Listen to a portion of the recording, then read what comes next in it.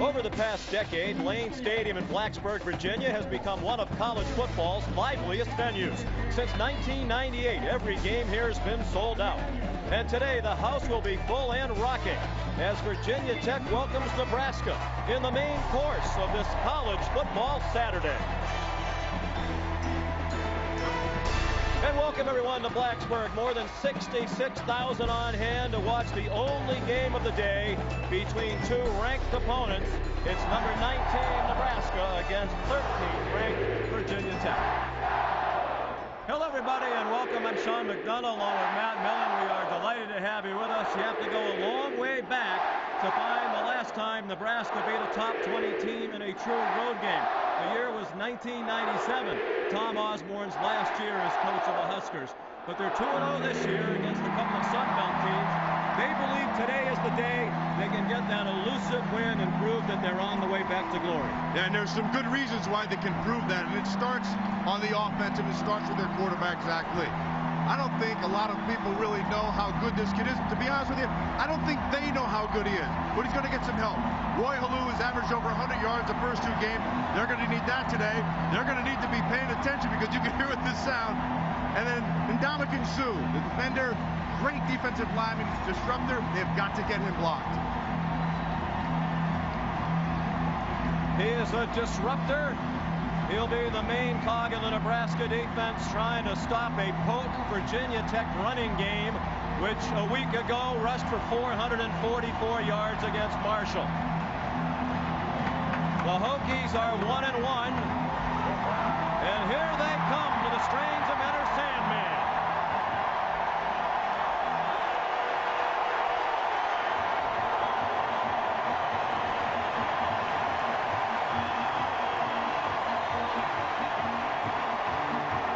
As always, when you think about Virginia Tech on offense, it is the running game. We mentioned the eye-popping total a week ago, and it's two freshman running backs leading the way. Yeah, and it's going to be the same thing this week if they're going to have success, and they're going to rest it on the shoulders of two freshmen, like you mentioned. Ryan Williams, number 34, David Wilson, number 4. Both are powerful, both have great speed, and they're very good in the open space. But the thing that's going to really have to do big, or come up big rather, in today's game is going to be Tyrod Taylor. Tyrod Taylor, he's always good with his feet. He's got to be consistent with his arm today, and if he can do that, Hokies have a great shot. And perhaps we'll have another fantastic finish. It's been an early season filled with them. The opening kickoff right after this. We're back in Blacksburg. The first trip ever for Nebraska to Virginia Tech. It's the third meeting all time between these two schools. They met at the end of the 1996 season in the Orange Bowl. Nebraska won it. And then last year in Lincoln, in a back-and-forth game, Virginia Tech won 35-30. The key to that game was mistakes. Nebraska made more of them in losing at home. Let's welcome in down to the field, Holly Rowe. Well, guys, you talked earlier about Ndamukong Suh, that big defensive tackle for Nebraska. Now, he's not just a space eater in there. Last year, he became the first Nebraska lineman to lead the team in tackles in 35 years. Frank Beamer told me that he will be the big part of this game and how they handle him. All right, Holly, thank you. The teams are anxious to get going, and it's Dyrell Roberts on the kickoff return for Virginia Tech. The kicker slowed him down enough to allow the tackle to be made by Graham Stoddard.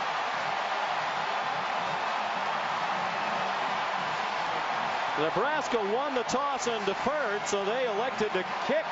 And it's Beamer ball on the first play of the game. Dyrell Roberts, a lengthy kickoff return of 76 yards. And it's not going to happen unless the freshman back there, David Wilson, springs the whole thing with a block up front. You're going to see it coming right in front of you, right here. See that?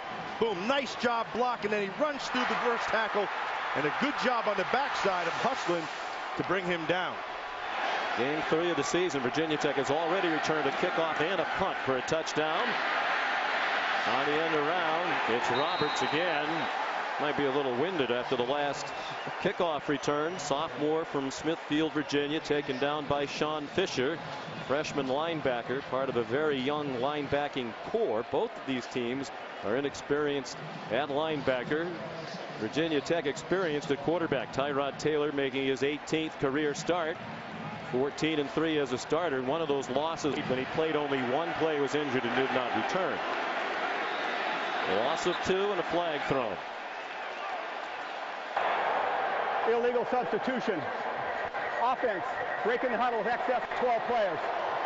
5-yard penalty, still second down. Big 12 officials here today. Last year when Frank Beamer's team won in Lincoln, as we mentioned, it was the lack of mistakes. Nebraska hurt itself with 7 penalties. Virginia Tech did not turn the ball over in their win in Lincoln. Coach Beamer in his 29th season, his 23rd here at his alma mater. Only Joe Paterno and Bobby Bowden have won more games among active coaches at this level. 2nd and 17. Taylor started a run, retreated, started a run again, and got taken down back at the 34 by Ndamukong Suh and Jared Crick, the middle of that defensive front. And that's what we were talking about on the front end here with Tyrod Taylor. When he drops back to pass, he's got to look downfield and see the field. He's got to, and there are guys run. Last year, when these two teams played, he had guys running wide open. He didn't see him. He just took off and ran. Now, certainly his legs are a weapon, but his arm can be a bigger one.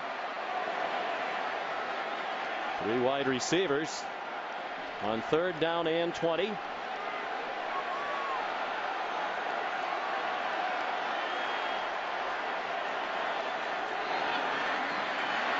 Plenty of time to throw. Single coverage. It's Xavier Boyce. A diving catch, and he is ruled in bounds with a first down at the 13-yard line with Matt O'Hanlon, a safety in coverage. Let's see if he was in. That's a great throw, and that's right. There's control. Ooh, that's a tough one. Let's see this again. Nice and slow. Catch, foot down. That can be good. And it looked like he had possession. There you go. 21-yard gain when they needed 20. And it looks like Nebraska may challenge the call. The previous play is under further review. Might have been just initiated by the replay booth, although it looked like a couple of the coaches on the Nebraska sideline, the far sideline, were running down to try to get the attention of the officials just before the snap. Sean, just to go back to the beginning of this thing, and as you're going to watch the Tyrod Taylor pass right there to the sideline, there's foot down control. That's a tough one. Let's just watch control. He has to have control. Foot is down, and he has to continue to control all the way through. 1 foot down, pulls it in. That looks like a catch. Yeah, he has possession. Didn't lose it when he was on his way to the ground, only when he hit the ground. And of course, the standard is the original call, which was a catch, so it has to be conclusive to overrule it. And I don't see how you can conclusively say it wasn't a catch based on that ball in his hands, foot on the ground. I know one thing, that was a heck of a throw. And going back to Tyrod Taylor, that's what he has to do. Went back a year ago and watched that tape, and he had guys open that he missed. And had he been able to find them, he had big plays all over the field. He found them that time, and a nice big play. Virginia Tech has struggled on offense in recent years. Last year they were 103rd in the country out of 119 in total offense, and they were 111th in passing offense, threw for only 130 a game. They're hoping they'll be much better in that area this year. After further review, the play stands as called. First down. Well done by the officials. And it was not a Nebraska challenge, so that did not cost them a timeout. There are the numbers, and they're not pretty. The formula under Frank Beamer, we've seen it already. Outstanding special teams and defense, doing enough to win. In fact, they've won 10 games or more in each of the last 5 years. And the other teams have done that are Texas and USC. Ryan Williams up the middle, and he's to the 6. Ryan Williams nobody really knows about this kid. This kid has nothing but huge upside. He's a powerful kid. He's got very good vision, but more than that, this kid is just one of those guys who's really, really focused. Really enjoyed my time with him. He's a redshirt freshman, David Wilson. Will see time as a true freshman. Ryan Williams appears to have the first down as he made his way to the 3. Ran into another freshman linebacker, Will Compton. There's that strength, Sean, that we were talking about.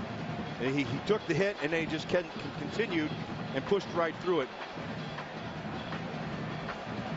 Well, you and Ryan Williams had a lot in common as we chatted with Ryan yesterday. You both have a earring that pierces through your right eyebrow. How did you know? You both take it out on game day. Ryan says I have a lot of piercings and tattoos. They mark the ball just inches shy of the first down yardage. Two tight ends in the game, and it's Ryan Williams running left. A great move to get the first down, but not the touchdown.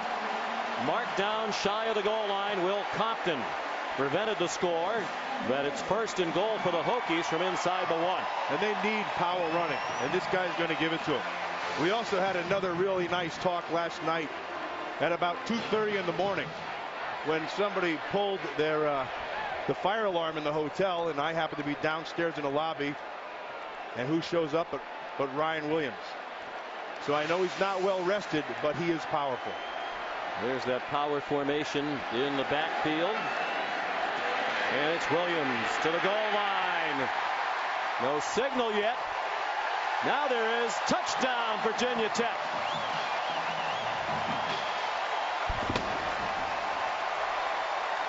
Good power, Sean.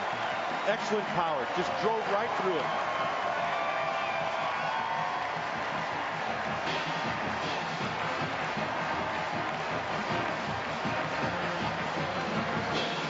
Once again, Beamer ball set it up.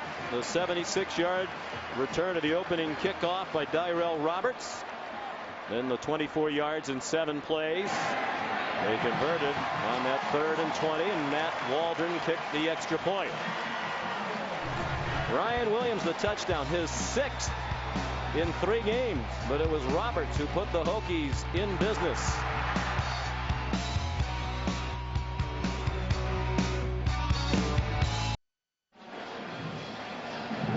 Ryan Williams the touchdown. Freshman from Manassas, Virginia. Redshirted last year, was very frustrated in redshirting, but the coaches felt he needed to learn more about his assignment, particularly in pass protection. His short plunge ended that 24-yard drive set up by the opening kickoff return. Now it's Nebraska's chance to make a big play on special teams. Justin Meyer will kick off.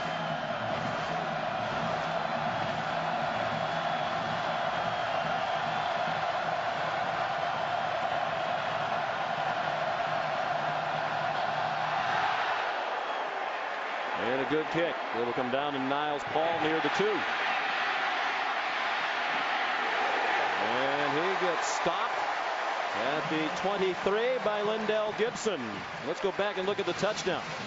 We're going to see Ryan Williams in the back here, and he gets a lot of help on the way. They do a nice job of blocking into Kinsu inside and Crick. And then I want you to watch Jefferson, the fullback. Does a nice job now. They get stuck right at the line of scrimmage. Right here, right there. Now finish it. And guess who does the work for him?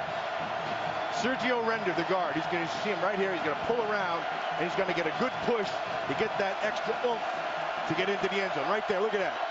Well done. Render's one of the best guards in the country. He said he got whooped by Ndamukong Suh in that Nebraska front last year. He was looking for a chance to turn the tables. Roy Halou Jr. on the first play from scrimmage for Nebraska. The gain of 2. He ran into Barkwell Rivers. There's big Sergio. He said, I don't want to make any excuses, but last year I was a little sick. And even though I didn't feel well, it's no excuse. Those guys threw me around last year, particularly Ndamukong Suh. So that'll be a great battle to watch today. Render was on a lot of preseason All-American teams. 2nd and 8. Zach Lee throws it out in the flat. And Halou can't find any running room. Eddie Whitley made the play. He's starting today for Stephon Virgil, their outstanding cornerback, who will not play with a knee injury. That might be a bit of a break for Zach Lee from San Francisco, California.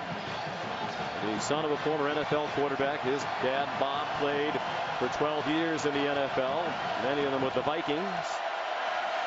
And has been a great influence on Zach. The coaches say a lot of what Zach knows how to do came from some great schooling over the years from his dad.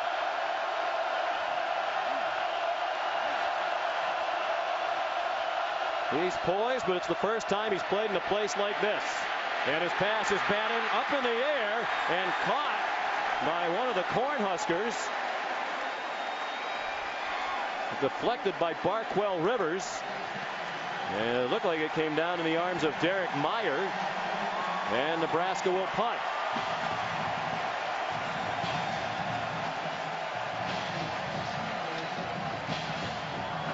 Well, Bo Pelini, when we chatted with him yesterday, said we have a relatively young and inexperienced team going on the road for the first time this year. He thought it was important to start well. It hasn't started well for Nebraska. Alex Henry. Flag down as he punts. He doubles as both the place kicker and punter. J-Ron Hosley, the true freshman, returned it to the 44. He took one back for a touchdown last week against Marshall. 46-yard punt and a 14-yard return, but there are two flags on the play, one thrown right at the snap and another one well downfield.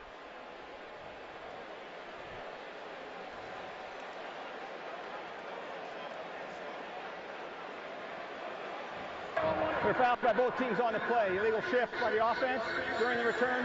Holding. Yeah, what happened? They were wide out. The gunner was out wide, and he decided to shift in. Now he is the end man on a line of scrimmage. He's not off the ball, so he cannot motion. You're going to see him right down here. He's the end man, so he's got to be static. Now they call him back in, and when he does that, as he's moving, now he can shift, but they snapped the ball and turned it into motion, and that's illegal. Then of course they call the hold on Virginia Tech. Last year, by the return team during the return. Virginia Tech has elected to have those penalties offset and re-kick. Fourth down. Bo Pelini watched Virginia Tech block a punt for a safety in the first quarter of the game in Lincoln. Bo's done a terrific job. Formerly the defensive coordinator at Nebraska. Left and then came back to replace Bill Callahan. One of the great defensive minds in football. High snap. Rugby-style punt and a boomer by Henry. Look at this one. It lands near the 10 and goes into the end zone. 76-yard punt. Take that, Beamer ball. That's a pretty live leg. That has a good impact right there. Speaking of impact, when you look at these impact players for Virginia Tech, now you already saw what Ryan Williams is, and you're going to continue to see that throughout this game. But there's another one I want to show you. This guy right here, David Wilson, had over 160 yards last week. He's got raw skills, doesn't really know what he is. Jason World's on the defense. He's got to get pressure, and he'll be consistent because he's a good speed guy outside. He was terrific in Lincoln last year. On 1st and 10 from the 20, it's Ryan Williams again. You saw those numbers right on the impact players. Williams and David Wilson last week combining for 329 yards. It's the first time in the history of Virginia Tech two backs have rushed for 160 or more in the same game. When you see that, though, then you have to go right to that offensive line. That offensive line played a heck of a game last week, and they have to prove that they can do that against a much better defensive front in Nebraska. On 2nd and 6, there are flags down. It's Williams straight ahead to the 29, a yard shy of the first down. But again, a flag thrown at the line of scrimmage right on the snap. Philip Dillard made the tackle. Illegal formation. Offense. More than 4 players in the backfield. 5-yard penalty. Repeat second down. What's that? Asks Frank Beamer. Well, when that happens, there's usually somebody on the outside who's lined up too deep. Generally, that's what happens.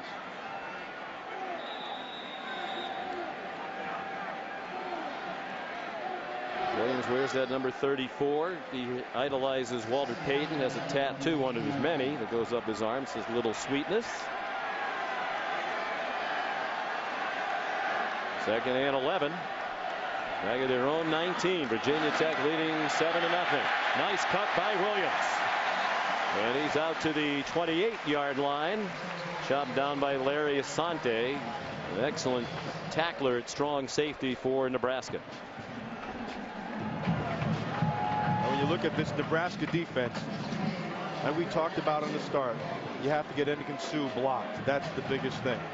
And once you get to him, they have another layer of young linebackers. And they're inexperienced, and they're kind of learning on the job. That's when you get to that second level, you got a shot.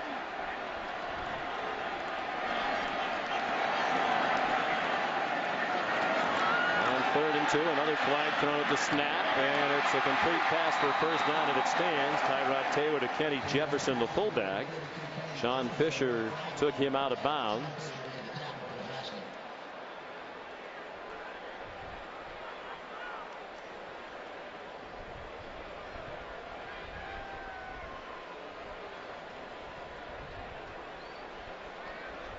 Offside.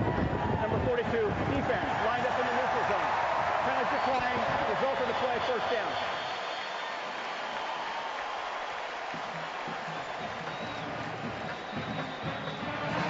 Penalties were a problem much of last year for Nebraska in their first year under Bo Pelini when they won 9 games.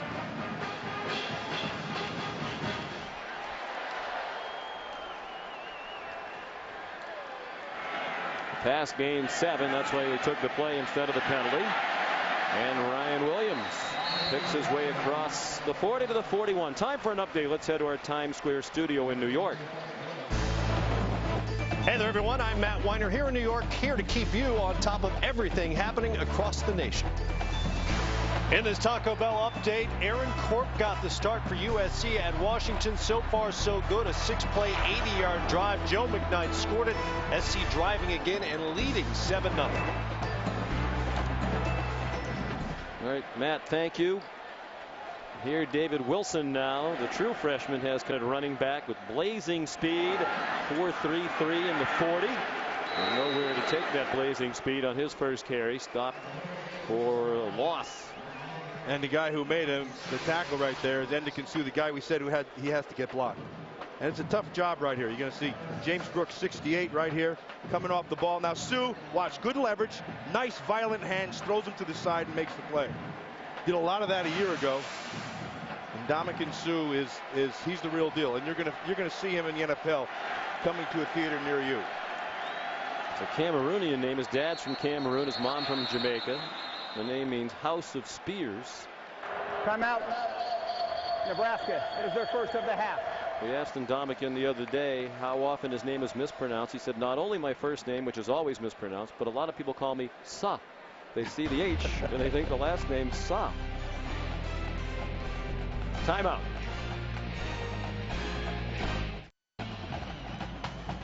And it's a beautiful part of the country, Southwest Virginia. We're about a 45-minute drive from Roanoke. Virginia Tech leading 7-0, facing 3rd and 6. They're 3 for 3 on 3rd downs today. Tyrod Taylor under a blitz, got it off, and it looks to be a first down with a run after the catch by Jarrett Boykin. He was thrown down by the nickelback, Eric Haig, but it's 6 yards, and they're still perfect on 3rd down. Well done. They come out with a 3-man line. They're going to bring a blitz. You can see Compton come from one side, and then Boykin comes across. Now, I want you to watch the tackle. He tackled him for a first down. He hit him behind the line of scrimmage and threw him forward and got him the first. Ryan Williams out just shy of the 50-yard line. And we should explain what we're talking about. We mentioned Roanoke, about a 45-minute drive away. The Hokies stay in a hotel in downtown Roanoke the night before the game. And about 2:30 in the morning, 2:13, of course, the fire alarm went off in the hotel. It actually went off twice. We happen to be staying in the same hotel. There were a lot of Nebraska fans in the hotel. They've traveled very well as usual from the great state of Nebraska. Tom Osborne was in the hotel. The legendary coach was awakened and made his way to the front of the hotel during the fire alarm. Fortunately, there was no fire. Ryan Williams, the ball carrier. Prince Amukamara made the tackle. Fortunately for the Cornhuskers, they were at a different hotel where they had uninterrupted sleep. There's Tom Osborne, great coach. Just has been successful in whatever he's done. And it continues again as the athletic director. I like his choice of the head coach. I really like Bo Pelini. I think this guy's got this program the right way. Bo leans heavily on Coach Osborne, as you might expect. Another third down and another conversion. Taylor to Jarrett Boykin. 6-yard gain. They're dinking and dunking. Very nice mix of the run and pass being dialed up here by Brian Steinspring, the offensive coordinator, who has been much criticized in this area in recent years. Look at that protection, Sean. Doesn't get any better than that. Tyrod Taylor, nice patience. Just sees everything. He's waiting for Boykin to clear. Just leads him. Well done. Tyrod Taylor's 4 for 4 passing. 440 yards. 4 minutes to go. First quarter. Tech on the move. Taylor on the move to the ground. Wrestled down by Pierre Allen, Jr. from Denver, Colorado, where he was once the Colorado basketball high school player of the year. Well, he did a little basketball right here. You're going to watch him. Pierre Allen, 95, coming off to Christopher right here. See that? Well done. Didn't commit himself. Waited, had good patience, and waited for Taylor to make his move, and then made the break. When you rush this guy, you have to have patience. You can't just be running wild because he's got the great feet. You want him to make the first move, and then you close on it. Second and 23. Another flag down. Another nicely executed short passing play to Xavier Boyce. He got across midfield to the 42 of Nebraska, but looks like this one's going to come back. Illegal formation. Offense. More than 4 players in the backfield. 5-yard penalty. Repeat, second down. Frank Beamer winced when we talked about a couple of close calls that didn't go his way in the opener against Alabama. He's a classy guy and doesn't whine about officiating. But if you asked him right now, I don't think he'd be too pleased with what's happened so far today either. Yeah, what he wouldn't like is where they're lining up. It's just basic stuff. You have to have an end man with an eligible receiver number on the line of scrimmage. That's twice they've done that they did not do that. 3 penalties in 12 minutes for Virginia Tech. Taylor with a great pocket. Threw that one too high. Matt O'Hanlon at coverage on Xavier Boyce.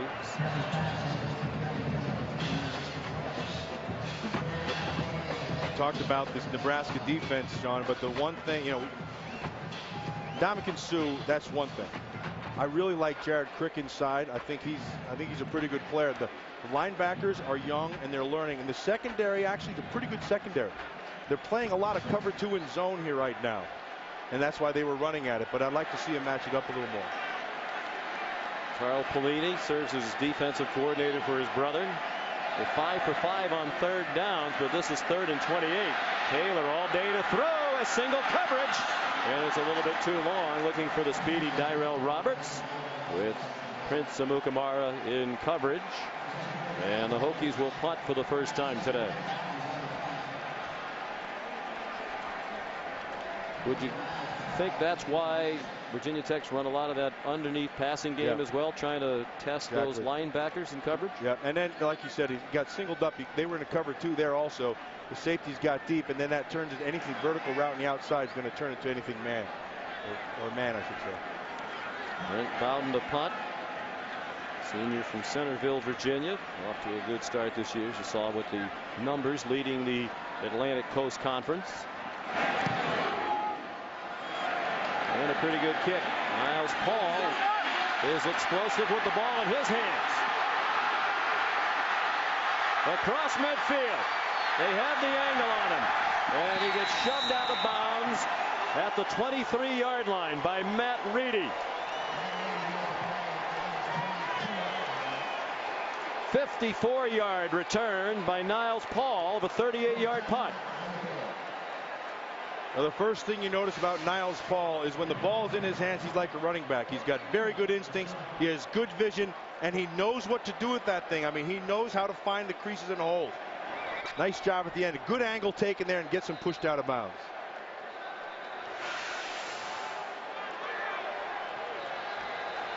So a big kickoff return by Virginia Tech. Set up their touchdown. Now Niles Paul hoping that 54-yard punt return will set up a Nebraska score.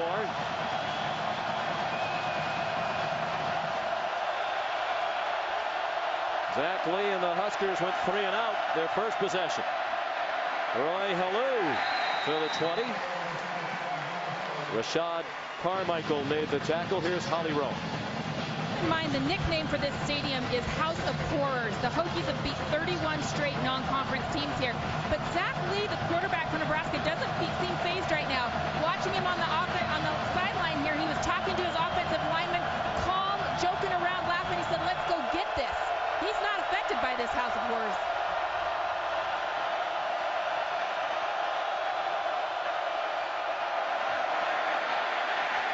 Hello. Down to the 17. The coaches talk about Lee's poise. He's a junior college transfer, arrived in Lincoln in January of 2007, and then redshirted. And here he is after playing last year as a backup to Joe Gans in his first road game as the starting quarterback after 2 easy home victories. Got good bloodlines. Like Holly said, not a lot of things phasing. That's obviously an outstanding attribute for a quarterback. He's going to look like he's going to bring some heat. Now they backed off. Well, the movement is confusing the Cornhuskers, and this play is in big trouble. Halou smothered back at the 23. Cody Grimm with help from Eddie Whitley. Excellent team defense. See how they tried to get it running to the sideline. They're going to have an option on that thing. Grimm came from the inside out, forced the pitch, and then Halou has nowhere to go. He couldn't get vertical, had to go sideways. Bud Foster, the defensive coordinator. Here comes a 40-yard field goal try for Alex Henry, one of the best kickers in the country. And it is good. He's now made 15 in a row from under 50 yards. Well, they didn't gain a yard after the big kickoff return. They do get 3, and Bo Pelini's team is on the board.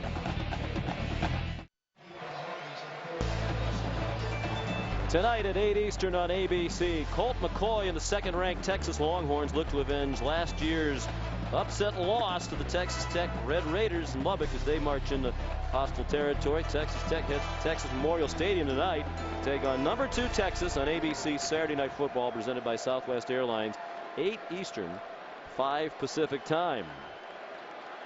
Under Mike Leach, Tech has never won a true road game against a top 15 team. That sounds familiar.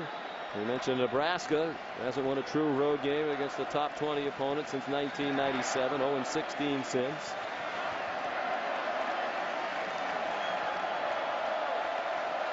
Roddy Kunalik to kick off.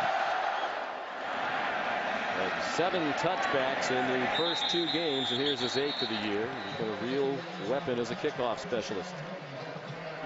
Last year, special teams plays were huge. First quarter, Stephon Virgil blocked a Nebraska punt out of the back of the end zone for safety, the first points of the game. Tech led 28-10, and Nebraska rallied back. Nate Swift electrified the crowd in Lincoln with an 88-yard punt return. They got them within 5 with just under 8 minutes to go, but Frank Beamer's team held on. Today, they've already been big special teams plays on both sides, as there were a year ago. Tyrod Taylor, his pass is batted down. He had a man wide open in the flat, but Ndamukong Suh got his big hand on it, and you could hear the Husker fans who've made the trip here saying Suh. And who he had in the flat was Ryan Williams, and he had some space. And Suh did a nice job of getting push, getting his hands up in that throwing lane.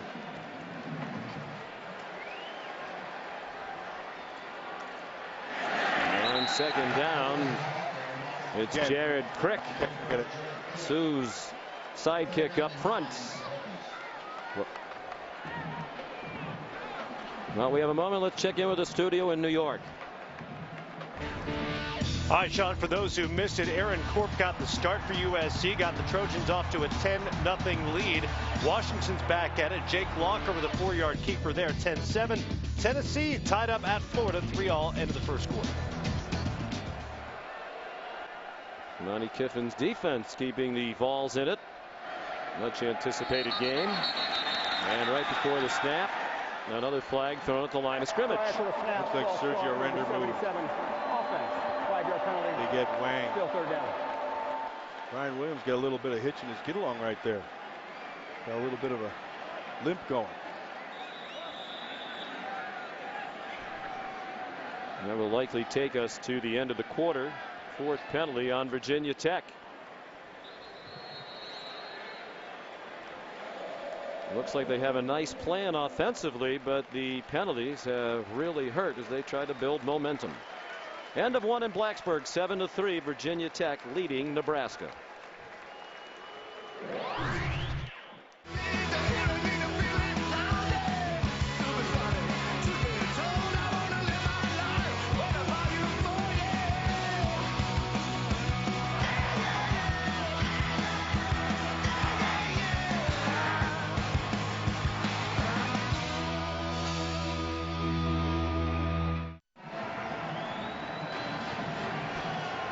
Through 1 quarter, it's 7-3. The Cornhuskers down by 4, despite the fact they had 0 yards of offense in the first quarter. No first downs. They had the ball for just 3 minutes and 16 seconds. And Ryan Williams is out, and now you're going to take a look right here at number 4, David Wilson, a talented freshman who was just sitting in a high school classroom just a few minutes ago, maybe about 20 minutes ago. It wasn't quite that recently, but he is a true freshman. Tyrod Taylor had nowhere to throw it. Now he does on 3rd and 14, and it's incomplete. That was a roar. For a moment. They thought Dyrell Roberts had it, but Larry Asante helped break it up.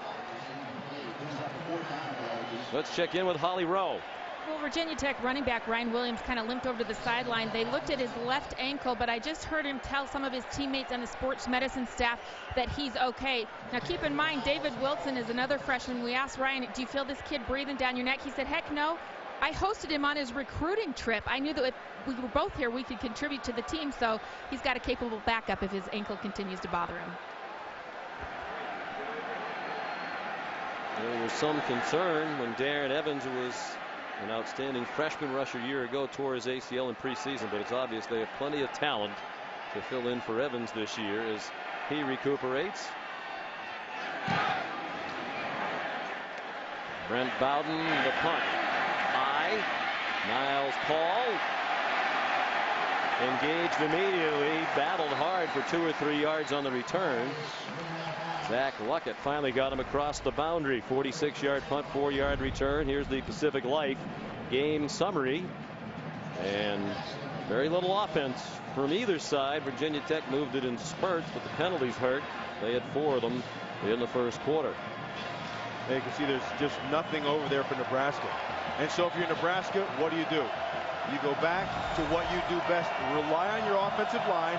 They have great confidence in this quarterback. Let's see him start to get a little bit of a rhythm because the running game right now is not going. It was a very conservative play calling approach from Sean Watson, their fine offensive coordinator, in the first quarter. The first road test of the year for the Huskers. Now they come out slinging, and Lee was right on target. The Menelik Holt, the senior from San Diego, 13-yard gain, tackled by Rashad Carmichael. Nice job by Lee. What he's going to see, you saw him look up first. They were rotating the coverage away from it, and he's going to come back inside. Safety's moving away. Just throw and catch. Well done, well protected. 9th catch of the year for Holt. He leads the team. Lee has really spread it around in the first couple of games. He can also run. He has a man open for another first down inside the 30. Niles Paul, and that is going to be a penalty. And should be. Rashad Carmichael swung him down when he was well across the boundary, and it looked even worse because Paul's helmet flew off. So it's a big play, and they'll have even more on the penalty at the end of the catch and run. After the play ended, personal foul, number 25, defense, half the distance to the goal, automatic first down. Darian Porch, not Carmichael, who tossed him to the ground. Cam Chancellor also nearby. But it was Porch. And Sean, lost in all that was Zach Lee's feet. Did an excellent job of buying time. Was able to find Paul because he created it. 19-yard gain and then 13 on the penalty as they march it down to the 13-yard line. Nebraska trying to take the lead despite no yards in the first quarter. Lee under duress, and his pass is incomplete. He got belted as he threw it by Jason Worlds. The guy we talked about on the front end. He's a great speed rusher. This kid plays with excellent leverage. You're going to watch him just come off the edge. Slap the hand down. Boy, he got his hips turned right away and closed. Very well done by Worlds. It's DJ Jones, the kid he beat. Jones' feet were messed up. You can't, when he makes his kick step, it's got to come back straight instead of wide. Worlds had 8 sacks last year despite playing all year with a shoulder that popped in and out. He had surgery before the Orange Bowl, didn't play in the bowl game and missed spring ball. 2nd and 10. Roy Halou for 3 to the 10-yard line. He was tackled by Barkwell Rivers. We talked about both sides of their defense, both Nebraska and Virginia Tech, of having young linebackers. Barkwell Rivers, 52 right there. And he's sophomore, but he's kind of learning on the job. He's got some thump to him, and he does come downhill, but he's just got to key and diagnose just a little bit better, and that'll come in time.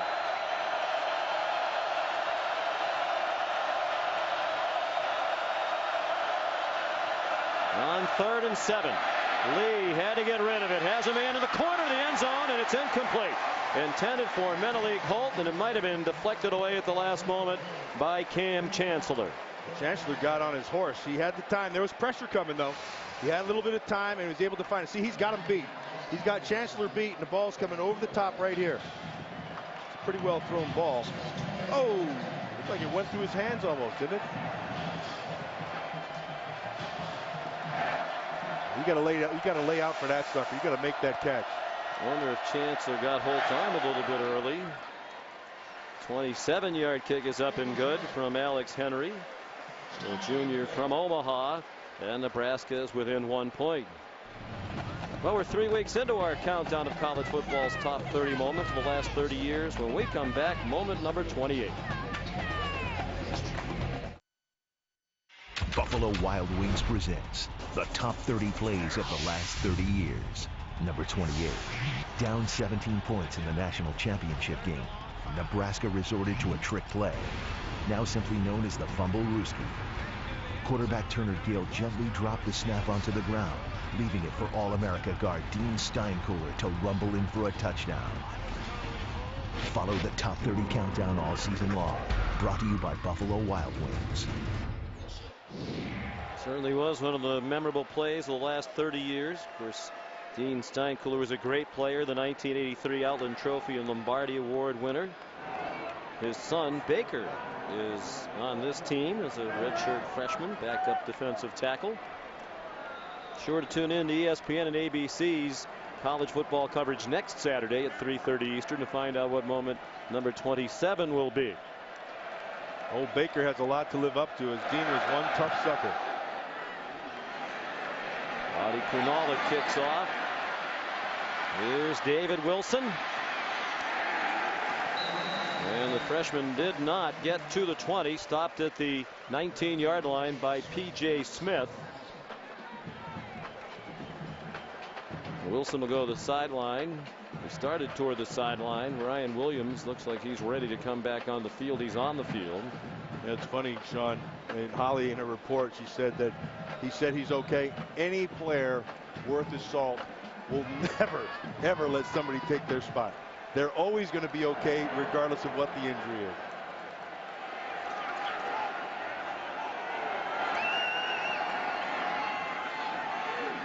Josh Oglesby is on the field. He's another talented young weapon. Couldn't find any running room there. Sophomore from Garner, North Carolina. Baker Steinkuhler right on cue is in on the play to stop that play for a loss of a couple. Nebraska's defense, when they can get this Virginia Tech running game going sideways, they're eating it up. And it all starts inside. We've talked about Sue a few times, with Steinkuhler right there also. Just a good job by that down group.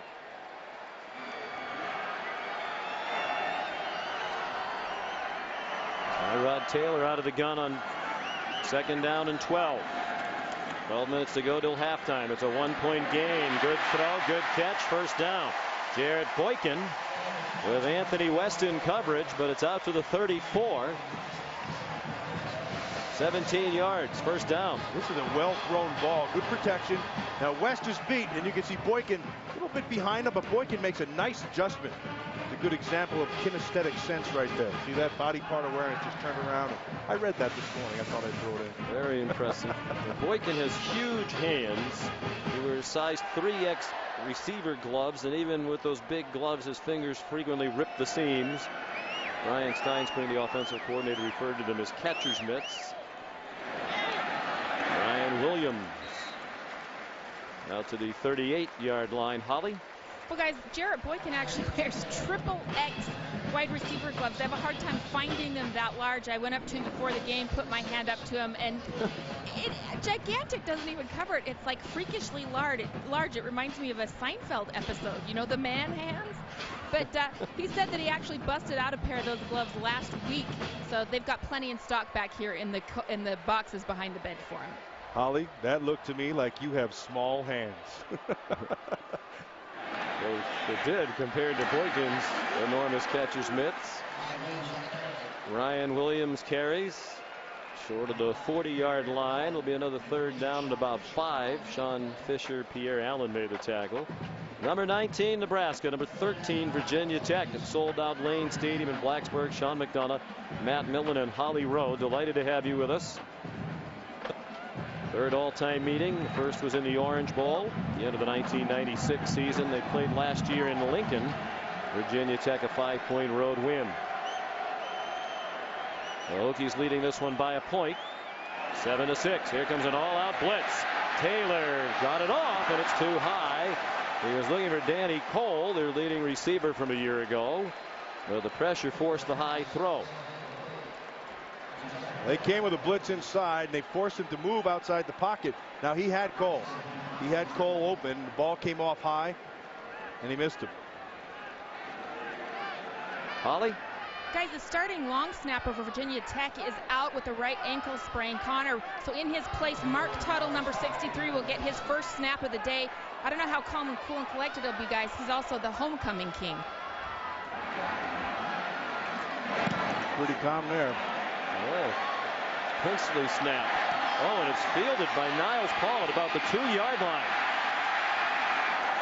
And it paid off as he got it across the 20 to the 21. And the snapper, the king himself, Matt Tuttle, made the tackle. All hail the king.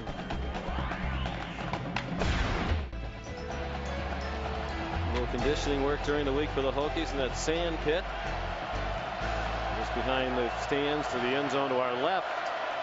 First and 10, Nebraska. Chance to take the lead now, despite the fact they have 35 yards of offense for the game. From their own 21. Flag down. Looked like the Hokies might have been offside, and Roy Helu finally breaks free. Out to the 42. Be a gain of 21 of its stands. There was a flag thrown. It looked from here that the Hokies might have been offside. It looked like it was John Graves inside, number 91, the defensive tackle. Offside, number 91, defense. Penalty declined. Resulted down. First down. Well, Holly mentioned the new long snapper, Matt Tuttle, who was the homecoming king last year, named at halftime of the game against Western Kentucky. He stayed out on the field and accepted the sash and scepter in full uniform at halftime of that game. They gave him credit for the tackle, but kind of jumped on the pile. When you're the king, you get the calls. Here comes the king. And whistles before the snap here. Prior to the snap, false start, number 73, offense. 5-yard penalty, still first down. DJ Jones, part of the rotation at tackle. You were impressed as we watched the film. Junior from Omaha, Nebraska. He's got some athleticism, and they rotate all 3 tackles through. But he bends well. He's a real big man, and he's young. He has a chance to be a good player. First penalty against Nebraska that's been accepted by Virginia Tech.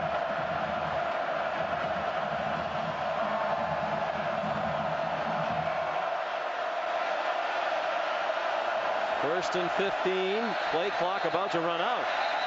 And Nebraska got a timeout just before the delay of game penalty.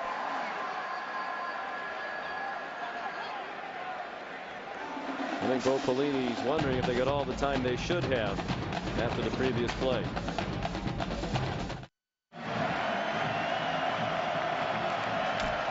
Time for today's Aflac trivia question. We want to know which 3 schools have won at least 10 games in each of the last 5 years. If you're paying attention earlier, you should know the answer. But maybe you're just joining us, or maybe you weren't paying attention. If you're just joining us, you've come in at a good time. Good game, 1-point game. Virginia Tech leads. Nebraska ball. First and 15. On their own 36. Zach Lee, a shovel pass. Roy Halou breaks tackles. Has a first down across midfield. Out of bounds at the Virginia Tech 46. Chased up by Cody Grimm, the son of Russ Grimm, the former Washington Redskin Hog and all-pro offensive lineman, and now associate head coach of the Arizona Cardinals. Now Roy Halou, they didn't get him going early in the running game. That Virginia Tech defense kind of took it away. So what they do, they got to get the ball into this guy's hands. And so they just flip it to him underneath, just like a long handoff, but it puts him out in space and he can do what he does. Nebraska's running game really kicked into gear the middle of last season, and it's Halou leading the way. They were running back by committee for much of last year. Here he goes. And again, it's Grimm forced to take him across the boundary at the 26-yard line. That's a 20-yard run and another first down for Nebraska, now poised to take the lead. Yeah, watch Halou. Just stays behind, nice patience, and watch the move right there on Carmichael. Rashad Carmichael's a good player, and so is Roy Halou. A little shake, jumps back inside, and Cody Grimm pushes him out of bounds. Here's a junior from Danville, California, in the Bay Area. First 2 drives, nothing. The last couple. Nebraska crisply on the move. Eddie Whitley up from the secondary to put the hit on Halou after a gain to the 23, a pickup of 3 yards. 8 minutes to go now, first half. Got forced outside to Whitley, but this kid right here, Cody Grimm, you mentioned he's Russ's son. That is one heck of a football player. He's got great instincts. He has great movement. What he doesn't have is great size. He's a little guy. You can see 5'11", 200 pounds. But this kid is always around the football. You put that tape on, 26 is everywhere. And Bud Foster said he's a baller, which is the ultimate compliment. Good throw by Lee. He's another baller. Guy who knows how to play the game, get every bit out of his ability. Grimm again made the tackle, this time on a very talented tight end, Mike McNeil. You know, we were talking about earlier about the young linebackers and how they're not seeing things, they don't feel things. That has never been a problem for Cody Grimm. There's Big Russ, played against Russ, was a great player, was in the all-decade team of the 80s, 4-time Pro Bowler, but big reason of why they won Super Bowls up there in Washington. Very, very smart player, and his son's the same way. Russ played on 3 Super Bowl winners. Here's a big third down for Nebraska. Twice they've stopped in deep penetrations to settle for a field goal. Lee has some running room. Throws, caught, first down, inside the 5. Rich Burkhead, the true freshman running back, lunged down to the 3-yard line. Great poise by Lee. First and goal, Nebraska. You said it. That is right on Zach Lee. This is great awareness, knowing where the line of scrimmage is, stays patient. Now he starts to run. He draws the coverage in. See, Cody Grimm comes in, and then he just dumps it back. Very well done by Zach Lee. He was not highly recruited out of high school in San Francisco, at the City College of San Francisco, where he played baseball. And joined the football team. The Huskers found him there. On first and goal, Lee keeps, puts his head down, gets a yard, and then is driven back by Barquell Rivers. There's his dad, Bob Lee, as we mentioned, longtime NFL quarterback.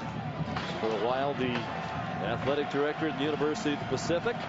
Now in real estate in San Francisco. And Zach said he's been a great influence throughout Zach's life. Not one of those guys who forced football on Zach, but has been a great resource. Second and goal from the 2.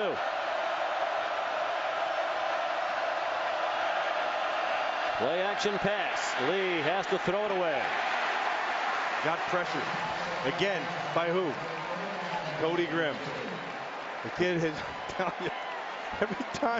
Every time you look up, I don't want to get effusive with Cody Grimm, but these guys are rare. Guys who just have a great feel for the game, great instincts. They play with their eyes and then they react really well. They don't make poor decisions or rarely make them. He was third on their team in tackles last year and only started one game. At 7.5 sacks at his size. Former walk-on. Now on scholarship at Virginia Tech. The defense, they have one more big play. 3rd and goal. Lee with time. Zings one incomplete. It was well covered along the boundary by Rashad Carmichael. Intended for Niles Paul. And once again, the drive stalls and they settle for the field goal try from Alex Henry. See, Lee knew that he had man-to-man out there and he was going to get that. And he knew where he had to go with it. And his dad knew exactly. But, of course, he saw a couple of fouls there that nobody else saw. It's a good series by Zach Lee. Well, Henry knew that was going to be good. He's just about automatic from inside 50 yards. 17 straight now from under 50. That one a 19-yarder. Nebraska leads for the first time today. Back at Lane Stadium. Time to answer the Aflac trivia question. Which 3 schools have won at least 10 games in each of the previous 5 seasons? Virginia Tech, one of them. Texas and USC. Texas has done it 8 straight years under Mack Brown. USC 7 years in a row. Virginia Tech 5. And Virginia Tech's gone 11 straight years now under Frank Beamer with 8 wins or more. The only team in the country with a streak of that type longer. Georgia 12 straight years with 8 wins or more for the Bulldogs. Adi Tunalik, 3.8 student in advertising in addition to his kickoff prowess.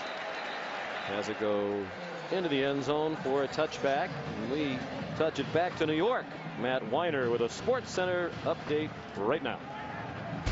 All right, John, Sports Center right now presented by Sprint. Physical game in the Swamp, as you'd expect, between Tennessee and Florida. Tim Tebow ramming his way home for this 46 rushing touchdown. Tennessee a couple of scoring drives for field goals, 10-6 there. Washington a chance to tie up USC. We'll tell you about it. Well, that Florida game's a lot closer than many expected. You know they would like to rout Tennessee if they can, after all of Lane Kiffin's comments leading up to the game. Tyrod Taylor, nowhere to go, ducked ahead for a half yard. The last 2 possessions for Virginia Tech, only 21 yards and 1 first down after a pretty crisp start on offense. Well, they're going to come with the blitz right here. Tyrod Taylor wants to throw the quick and he can't get it because the corner is right in his face. So he has to pull it back down, try to get what he can. That's a good defensive call and well executed. It was Anthony West out there, that corner. Bo Pelini says to play great defense, you have to execute play after play. Tyrod Taylor over the middle again. It is caught by Danny Cole with Prince Amukamara draped all over him. We have a King on Virginia Tech side. We have a Prince playing for Nebraska today. That was a heck of a play right there. Amukamara is right on top of him. But Cole understands body position. You watched him at practice the other day. He just understands how to be a receiver. And some guys are trying to learn in that part. He uses his body very, very well. Led their team in catches last year with 36, the school freshman reception record. Now a sophomore from Lexington, Virginia. Ryan Williams threw a big hole. Nice, broke them off. And the Prince made the tackle. Amukamara saving the touchdown at the 26-yard line. Well, Ryan Williams was candid with us yesterday. He said, I don't have blazing clock speed around 4.5 plus in the 40, but he said, I'm pretty fast with the ball in my hands. Well, what he does, watch him break off the safety. Matt O'Hanlon's going to come across right here. Boom! Sticks that foot back inside, and it's off to the races. Good job by James Brooks up there, number 68, the right guard, did a good job in the blocking. Design run for Taylor, and it goes nowhere. A loss of a couple. Now that Ryan Williams was pretty candid yesterday. He said, David Wilson's faster than me. He said, as a matter of fact, the only guy I've ever seen faster than David Wilson is Percy Harvin. And Ryan said, I ran track in high school against Percy Harvin. You said, how'd you do? He said, I quit track after I raced Percy Harvin. So if there are guys that fast, I don't want to be a track guy anymore. That's called the realist. Harvin started at Florida, now in the NFL with the Minnesota Vikings. Play clock down to 4. 2nd and 12. Here's the former track athlete, Ryan Williams, down to the 22. This is an impressive kid. I don't think a lot of people, they don't know about him because he's just getting started. But you could take a good look at him there. You can see where he's from, and he likes his piercings and tattoos and all that stuff. But what impresses me about Ryan Williams is he's a mature kid. I mean, even last night, again, we go back to that thing. All he wanted to talk to me about was 2:30 in the morning. He wants to talk about Walter Payton, his idol. But more than that, he was just ready for the game. Taylor on 3rd down, and it is batted down. And Ndamukong Suh making his presence felt again. Brian Steinspring calls him a disruptor, and that's just what he did. Yeah, and he's every play. And you're playing a guy like Ndamukong Suh. You can see him right here, number 93. You have to be prepared for him all game long. Now he's just going to take Brooks and just walks him back. You get a guy like this, he's a powerful guy who plays with excellent leverage and very good violent hands. That's what I like about him. There's Matt Waldron trying to give Tech the lead, and he does with a 39-yard field goal. It's the 3rd year in a row they have a new 5th-year senior walk-on kicker. Dustin Keys was great for the last year. Waldron 3 for 3 now in field goals this season. Already 94 yards rushing for Ryan Williams. He helped set up the field goal that has given Virginia Tech the lead again. Ndamukong Suh helped stop the drive, forced the field goal try. Ndamukong Suh has been the Indominator here in the beginning. That's a good player. Justin Meyer kicks off. Niles Paul right in the middle of the field.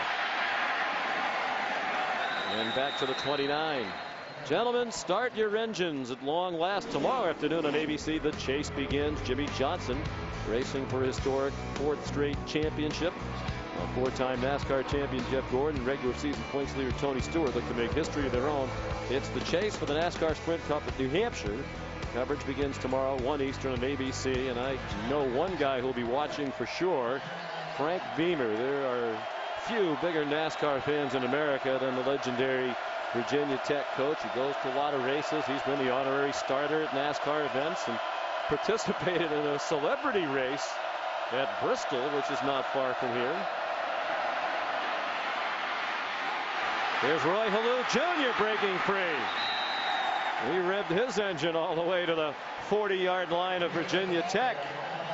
31-yard run, and they're getting Halou going here in the 2nd quarter. And a nice block outside by Niles Paul, but that whole thing, that comes down to Eddie Whitley. He's got to make that tackle, and Halou just ran right through the tackle. Well done by Halou. The rushing game came on the 2nd half of last year. 7 of their last 8 regular season games entering today, they've rushed for 200 yards. We saw them early last year against Virginia Tech. They had trouble rushing the ball 5 feet. Deep down the middle and incomplete, and a flag thrown. Barkwell Rivers was running stride for stride. That ball had no chance of being completed. It was overthrown. Intended for Kerensky Gillian. Pass interference, number 52, defense.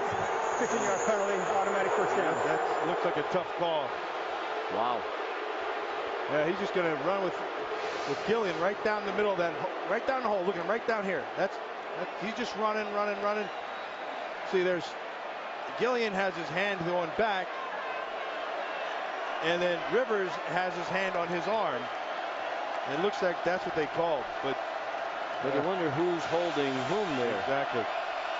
There was called against Rivers, and it puts them in field goal territory now. They have a chance to reclaim the lead before the half. They want the touchdown. Minute 46 to go. Hello, with a blitz coming. Got 2 to the 23. Good decision by Halou, because like you said, he saw the blitz coming off the corner, and that was Rashard Carmichael. They brought him, and it was supposed to go that way. He just broke it off and came back inside. Good vision. Well, one of those young people who's changed his life around. He admitted he was a troubled young man in high school, hanging with the wrong crowd. His life has changed dramatically now. Very active in Bible study and the Fellowship of Christian Athletes at Nebraska. Timeout called by Virginia Tech. They were scrambling on defense. 1:14 to go in the half. 1 timeout left for the Cornhuskers and 2 for the Hokies. Well, whether you're living in the Chicagoland area, or if it's just your heart that never left the city, log on to ESPNChicago.com for local coverage of the Bears, Bulls, Cubs, White Sox, Blackhawks, plus all the area's college teams are covered, including Notre Dame, Northwestern, and the University of Illinois. For everything Chicago, go to ESPNChicago.com.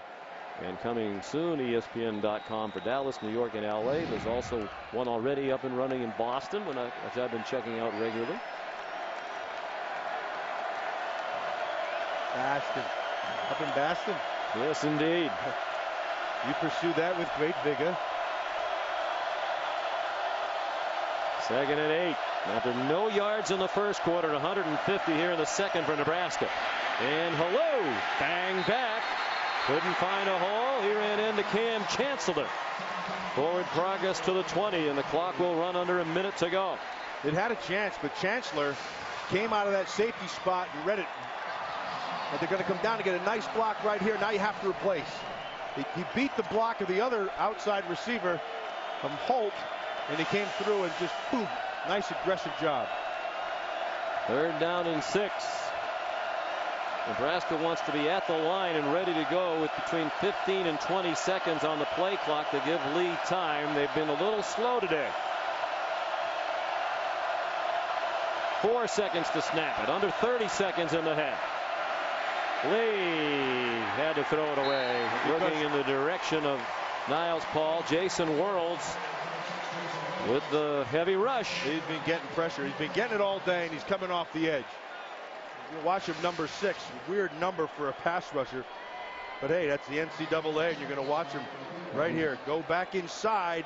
You can never be an effective outside rusher without taking the inside. He understands that, and he's effective. Alex Henry to put them on top again. 38-yard field goal. They could save time. Just put the 3 points on the board for Nebraska if it's inside 50 yards. He came into today's game for his career 27 out of 31. He's 4 for 4 today. Monday night on ABC, 8/7 Central. It's the biggest Dancing with the Stars cast ever assembled. They take center stage. 16 new stars. One epic season. It's ABC's Dancing with the Stars. Holly Rowe's favorite show, by the way. The live 3-night premiere event starts Monday at 8/7 Central on ABC. Of course, athletes have done very well throughout the years on Dancing with the Stars. Emmett was outstanding. Not that I ever watched him.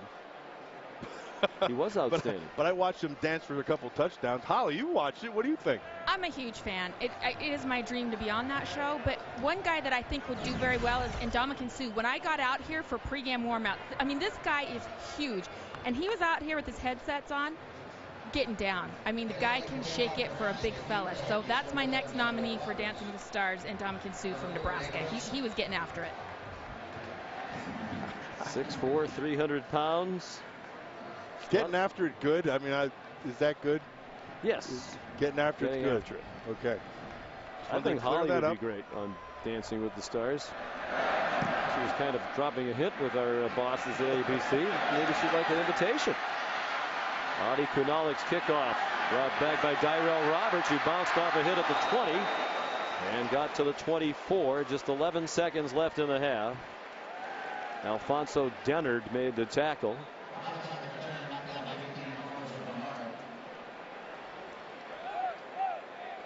So how will Virginia Tech play it?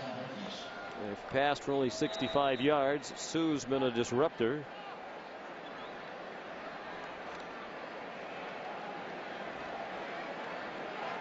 Let's see what Brian Steinspring and Frank Beamer have in mind here for Tyrod Taylor. Ryan Williams, the running back. As you might expect, pretty conservative play call. And as you might expect, the Indominator with another tackle. Some of the fans booing. Again, a sluggish offense for Virginia Tech. That's been the story for several years now. Here's Holly Rowe. Well, Coach Pelini, it's been really loud down here, but your quarterback in his first road start has seemed composed. How would you describe how he's managed the game? I think he's played well. You know, we overcame that initial surge they had. You know, we gave up that long kickoff return, and I think we were a little out of sorts, but our guys settled down, and I think we have, our guys are more under control now. Now it just comes back to executing, and we're going to need to execute in the second half to win this football game. Thanks, Coach. Thank you. Zach Lee and the Huskers leading 12-10 at halftime. Coming up, stay tuned for a complete halftime report right after these messages.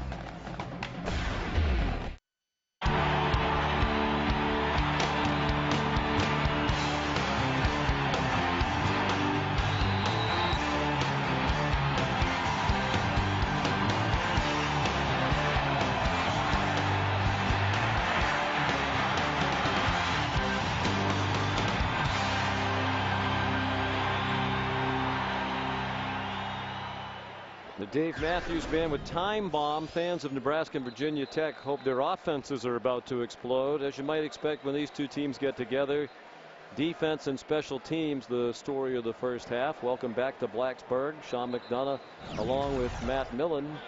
It was Virginia Tech that looked like they were going to get it together early offensively. Penalties seemed to take them out of a rhythm. Nebraska nothing in the first quarter. Then they really got it going in the second. Yeah, and I think when Holly asked Bo Pelini at halftime, I thought that was a pretty good assessment. It looked like they just calmed down and they got into what they want to do. The one thing they have to improve on here in the second half, if they want to win this game, is they have to be better in the red zone.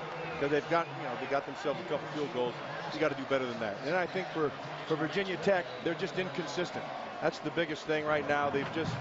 They'll get their pass game a little bit of rhythm and then it falls off.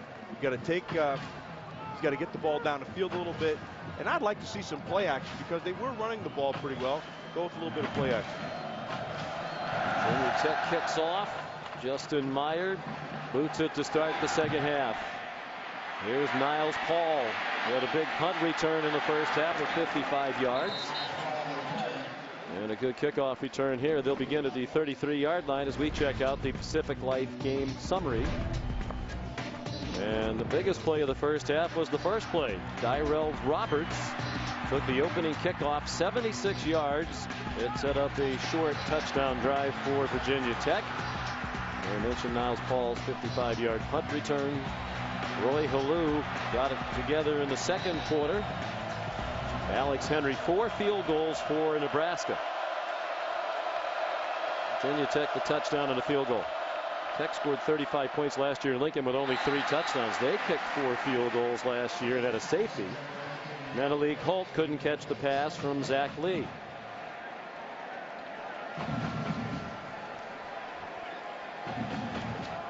No yards in the first quarter for Nebraska. Then 152 in the second. Led by Zach Lee and Roy Halou.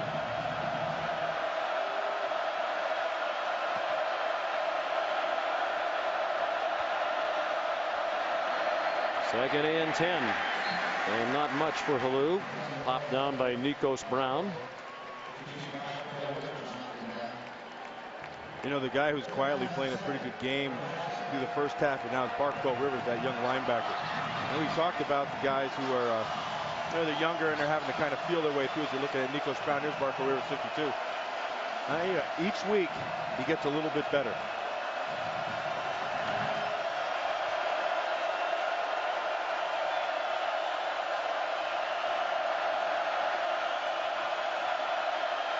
Nebraska just 1 out of 6 on third down. Lee given time and a pass incomplete. Looking for Kerensky Gilliland. It's a shame because that was wide open. They ran it perfectly. They cleared with the underneath guy and he came outside and it was All you got to do is just step and throw. He just missed that one. Zach Lee looking up at the replay screen. Want to see what happened. He's missed now in his last 5 pass attempts. There's Alex Henry to punt. Only one punt for him in the first half. It was a dandy 76 yards into the end zone. Tied for the 4th longest punt in Nebraska history. This one nowhere near as good. Off the side of his foot, a shank. Out of bounds. Let's see where they spot it. The official is still going on the far sideline to the 44-yard line. Just a 20-yard boot by Henry. And Ndamukong Suh lived up to the billing in the first half. Yeah, and you know, they said that they had to get him blocked, and they didn't. And it's not because of a lack of effort. You can watch the number 93. He's a dominating player, and he's a disruptor. They called him a disruptor, and that is the greatest compliment you can give a defensive lineman. Even when he's double teamed, he's batting down passes. Ryan Williams with the first play from scrimmage of the second half for Virginia Tech. Jared Crick made the tackle. That kid's a pretty good player too. And a lot of times what happens, Suh will get the double and then Crick will get a single. Crick has a good motor, gets off the ball really well. He's a smart football player. I think he's going to get better as the year goes on also, but he'll benefit from being next to Ndamukong Suh. Jared's been a pain in the neck for the Virginia Tech offense. You might say they have a crick in their neck. Dun, dun. Hello. Thank you. I'll be here all week. Tip the waiters and waitresses generously, please.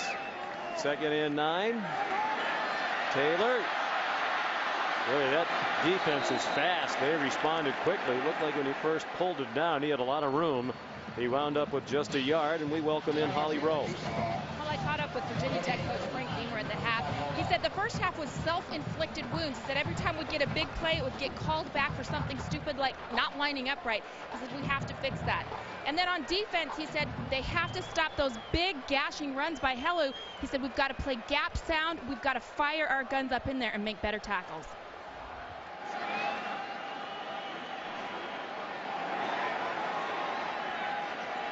Three wide receivers. They were 6 out of 10 on 3rd down in the first half. They had that, but the pass was too far ahead of Danny Cole. He had Cole's double slant. First guy clears, second guy comes through. You got to be right on the money with that. It's a step and throw. He had no pressure.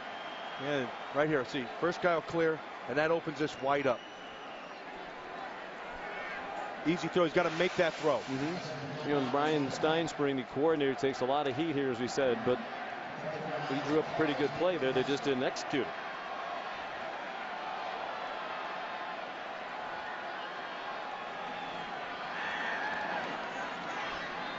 But then again, when you're 99th or worse in total offense 3 years in a row, that would have you questioning some of the things that you're doing schematically. This isn't a great punt either by Bowden, but he got a good bounce, and it's still bouncing in bounds down to the 13-yard line. Lonzo Tweedy downed it. An exchange of punts to begin the second half. That one went 42 yards.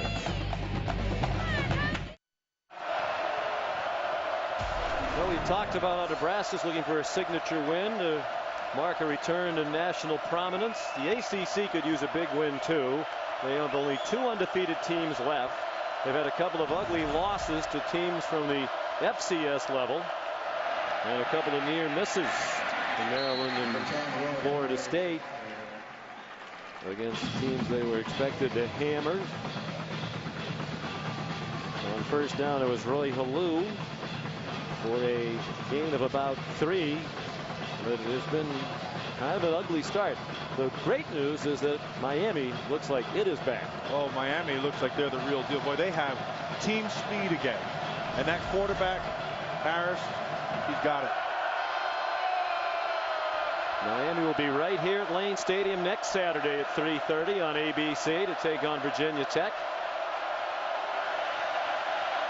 Play clock running down. Zach Lee gives it to Halou. Gaping hole, first down and much more. Powering out to the 30 before Dorian Porch got him down on the ground. Yeah, well blocked. It's a good job by that offensive line. And Halou just takes it and just, you know, runs where nobody is. That's really well done. But look at this. Look right here on Whirls. You get a good job right there. And then nice job in the center coming back. Get on top of the backer, and he's off to the races. Ricky Henry, the offensive lineman, had a nice block there. Guard. We're up to 102 yards now. And that's a deep ball and intercepted over the head of the tight end, Mike McNeil, and picked off by Cam Chancellor. They were going to try to hit him right down the middle of the field with McNeil running through those safeties, and Chancellor read it perfectly, came from the left side and ran all the way to the top. Nice read. You're going to see this. He's going to try to get Chancellor, McNeil rather, going to run right through the middle, and then Chancellor sees it. Watch it right here. That's a good read, and he's covered a lot of ground. First turnover of the game for either team. 5th career pick for Chancellor. Tyrod Taylor gets twisted down by Ndamukong Suh. The crowd didn't like that. Jared Crick had him around the legs, and Suh took his upper body and twisted him to the turf.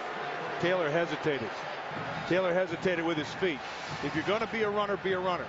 And watch him right here. He goes back. There's nothing. He looks downfield. He doesn't like what he sees. Now pull it down. Go. See, kind of hesitated right there. Can't do that. Suh comes off the block very well, and then gives a little bit of extra. Well, I know the Virginia Tech fans are booing in part because they remember the opener against Alabama when there was a personal foul penalty thrown against their linebacker Jake Johnson for a similar play. David Wilson gets stuffed by Eric Haig and Barry Turner. Turner back after missing almost all of last year with a broken leg. Turner coming off that right defensive end spot. They tried to cut that thing back, but he was there. That's good discipline up front. He's a 5th-year senior. And he has some speed off the edge, too. And he's just kind of starting to feel exactly where his game is. He'll get better as this thing goes on. Bo Pelini's imprint on the defense was noticeable right away last year. Defense was much improved after a disastrous 2007 in the last year of the Callahan regime. Missed him. Yeah, this offense just can't do anything right now. Taylor's ball was short of Cole, who was wide open, and he would have had first down yardage. He had time just to step and throw, and he missed. Cole's wide open. You got to make that throw. You're at a big-time college program. I don't want to be too hard on the guy, but he's a good football player. Good football players make those throws. So much attention in these parts about Taylor as a thrower and his need to improve. You wonder if he feels that pressure when he's out there. He probably does. He's just a kid. I mean, still a young guy, just kind of developing, but he's got the skills to do it. Completed only 2 of his last 10. Good punt by Brent Bowden, but there's room as Niles Paul fields the punt. Looking for room the other way. Flag down. He's down. Swung down back at the 18-yard line by Alonzo Tweedy. And it looked like there was an illegal block right in front of the Virginia Tech sideline. And that was number 44, Zach Luckett. He was the wing on the outside, the gunner. They took him right into the Virginia Tech sideline.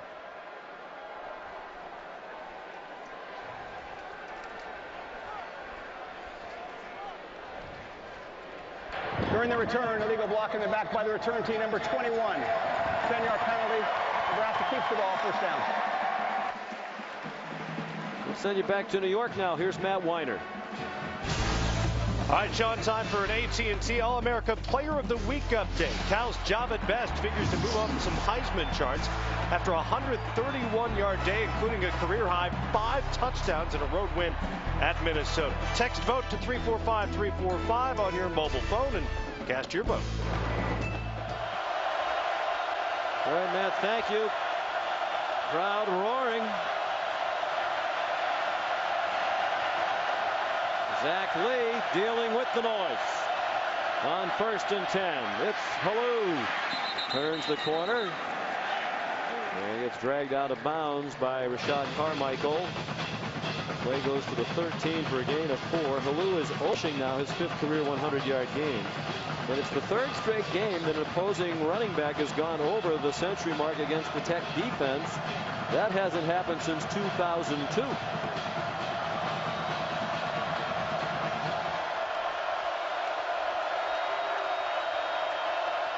Halloo really emerged mid-season a year ago and has carried it into the start of this year. gets the call again and gets chopped down by Davon Morgan, backup Roverback Jr. from Richmond, Virginia. They like to come back to the boundary side, and there's some reasons why in college football you see that. Most of the time to the boundary side, you're rotating your safety away from the corner, and that corner on that side is generally your better corner. The boundary side is kind of the short side of the field. The long side, like right here, this would be the boundary side right down here. This guy right here, he's got to be the good one. Most of the coverages are rolling away, and you're on an island back here for both pass and run. 3rd down and 4. Lee tries to run for it and has the first down. Out to the 22. Chased down by Cordero Thompson, but it's a 7-yard gain for Zach Lee. And good awareness in the pocket. You see, he looks downfield. He doesn't like what he sees. There's good coverage down the field. And then he just takes off and creates and knows he has to pick up at least 4 and gets the first down.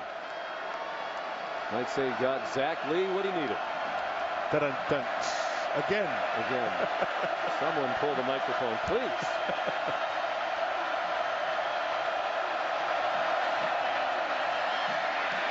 Lee keeps after the fake to Halou. Yeah, we mentioned he wasn't highly recruited. No Division I offers coming out of high school in San Francisco.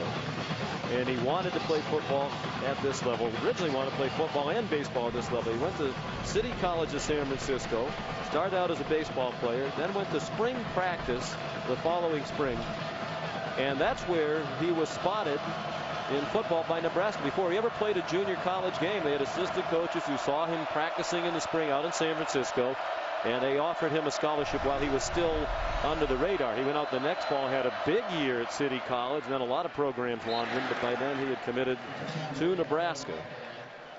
And it's a great thing for Nebraska that he did, because he is a talented fella, a team leader, and as we've seen here today, very poised under these difficult circumstances for a road team. Yeah, and getting better.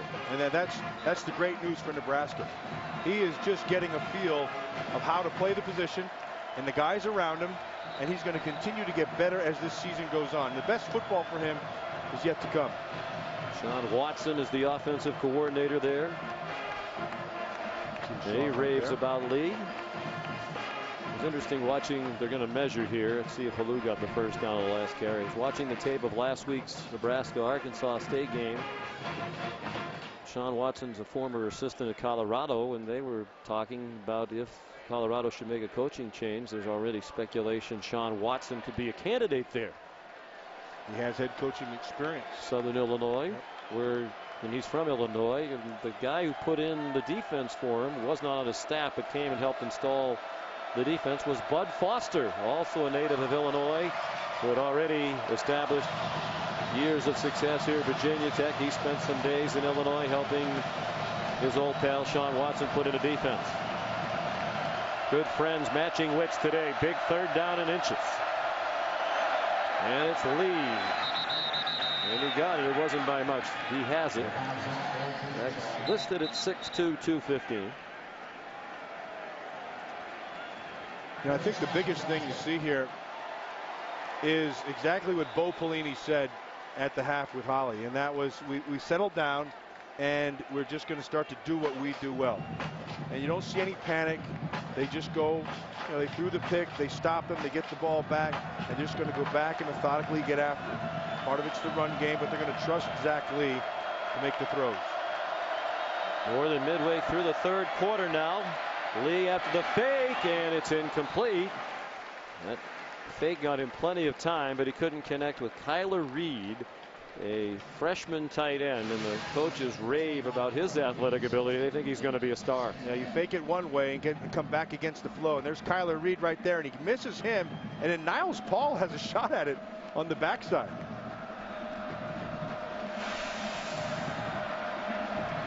Lee has missed on his last 6.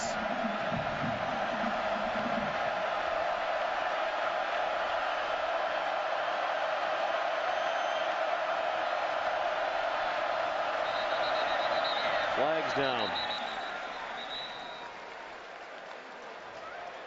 Prior to the snap, false start, number 78 offense. 5-yard penalty, still 2nd down. Marcel Jones, the tackle. You know, Marcel Jones, good young player, good size, but you got to change that first name. Marcel is a fast name, and you can't have a fast name and be an offensive tackle. You're a lineman. You should be like Fred Jones or Bob Jones. They should make him a wide receiver. That's what I'm thinking. That's what I'm thinking. He'd have the wide part down. He'd be a big target. That's 6'7", 310. 2nd and 15, and it's batted down. That screen was read beautifully, and the pass was knocked down by Chris Drager, who's a former tight end. He just moved over to linebacker. Remember, the coach said he was probably the best tight end in the program in the spring. They still moved him over to defense. And just learning how to play. Now, good awareness right there. Almost had himself a pick. Good awareness. You know, if somebody leaves you go, there's a reason why they're doing that. He just stops himself, goes up, and almost comes down with it. These Hokie fans have seen this movie many times before. It's looking like another game that if Virginia takes to win, it might be the defense or special teams that have to win it for them.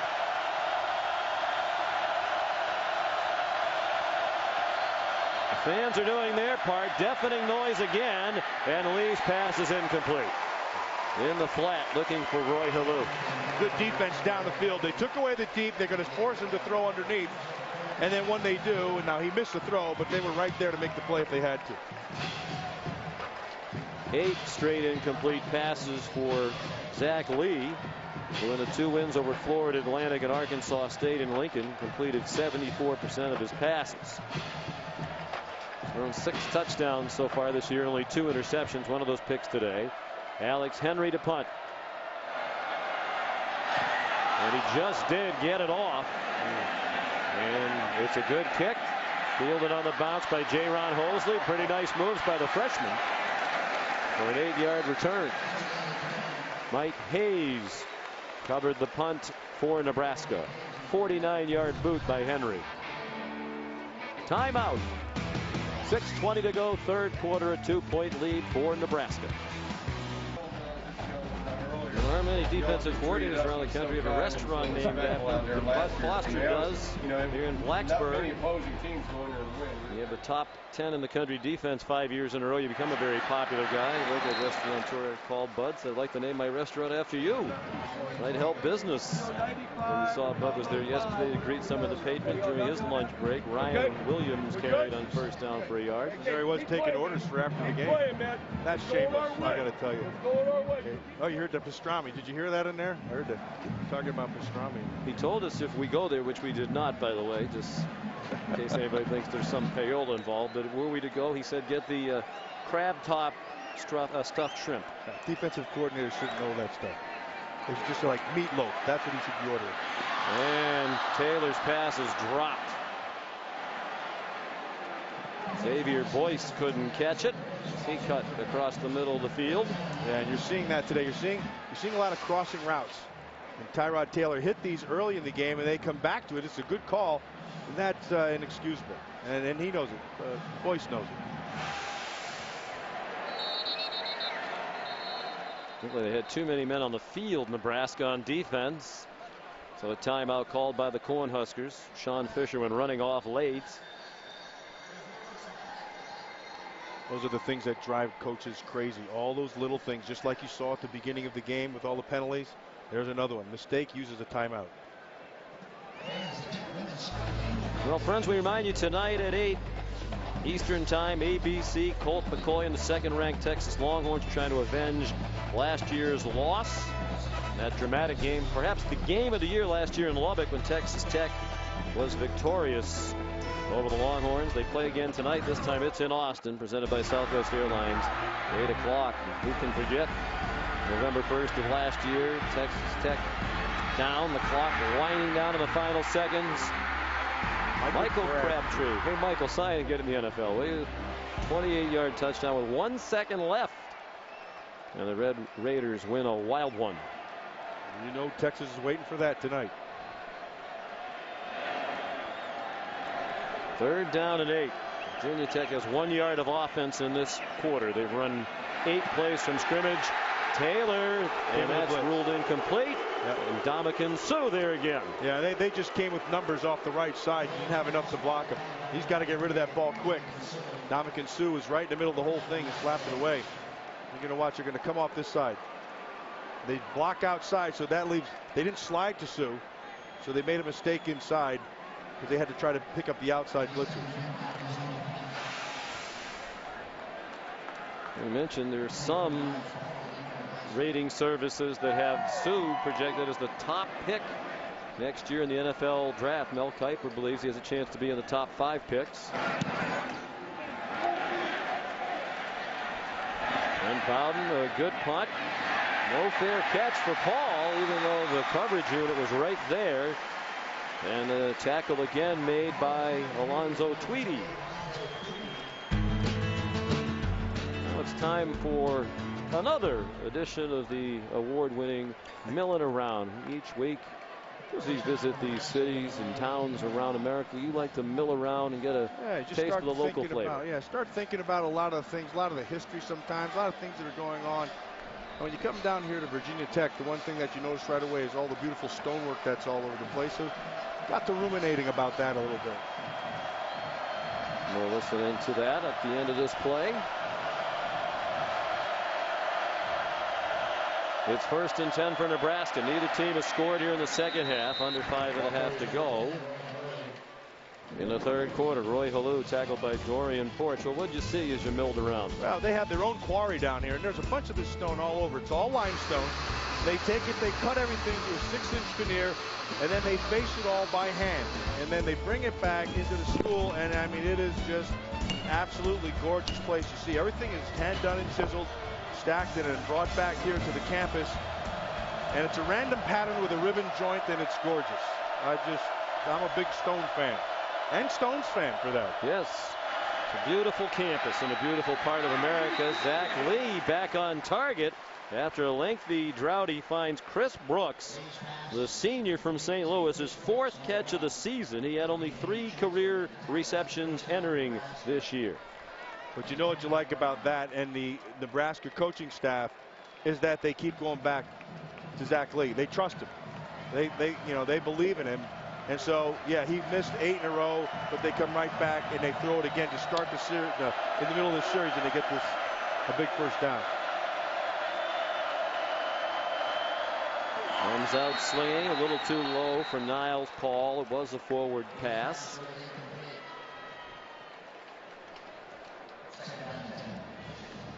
You can take a good look at what they've done here. The second quarter was big, obviously, for Nebraska, but since that time, it's been on the slow side. This has not been a big quarter for the passing game or total yards for either team. Well, last year there were a lot of points scored. A lot of that came off turnovers and special teams plays. Neither offenses moved with regularity today. They got the safety drop down. You got 8 up front. Got the snap with under 2 on the play clock.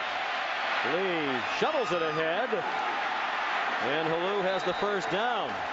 That looked a little bit like Doug Flutie from his Boston College days there. Scrambling out of the pocket and improvising on the move. 12-yard gain for Nebraska. And a nice job of running through the tackle. And he flipped it back underneath. Just get open, okay? So now he sees there's nothing outside, so now he comes back. Again, he did this earlier in the game. He starts to run, and he finds Halou. Now this tackle right here by Jake Johnson, that's got to be made. But a good job of Halou to run through that tackle. On their own 41, 1st and 10, Nebraska. Halou into the secondary, looking for blocks. Taken down at the 30-yard line by Eddie Whitley, who saved a touchdown. This is excellent by Halou with his eyes right at the start. He gets that ball, and then he waits for the guy to commit outside, and with those eyes comes right back inside. You're going to watch this. Good by Halou. They start inside. Now watch. He's going to come back here. Defender's going to show up, and watch him use his eyes. Boom, right there, right back inside. It was Porch that he made miss, and he's down the middle of the field. Big first down. Up to 144 yards for Halou. He had 152 in their opener against Florida Atlantic. And they're in field goal range at the very least again for Henry, but it's Halou thinking about the end zone. They haven't scored a touchdown today. He got 7 more. It'll be second down and 3, and we go under 3 minutes to go in the third quarter. Here's Holly Rowe. Well, guys, you know, Ray Halou, the great running back for Nebraska, almost didn't make it there. He said he got off after his recruiting visit, and he told his mom on the plane, there is no way I'm going there. And then he said a couple weeks later, he just woke up one day and called him and said, you know what, I'm coming. He found out later his folks were praying for him to get away from home, and some bad influences said, you know, it's a miracle I ended up here, but it's where I needed to be. Well, he thought it was an answer to prayer. The Lord put him where his life would get back on track. That pass almost intercepted, high and off the hands of Gillian. And it was Eddie Whitley who was thinking about 6 for the defense along the near sideline. Yeah, that was almost an answer to prayer to the Virginia Tech fans. They need something right down here, because this is the area that we talked about earlier. You see the ball, he had a chance for the pick. But this is the area for Nebraska, we said at halftime, this is where they have to be better. You can't settle for 3 points. This red zone right here, you've got to come away with 6. With that in mind, Nebraska's called the timeout, leaving them with just 1. They want to make sure they have the right play on this 3rd down and 3.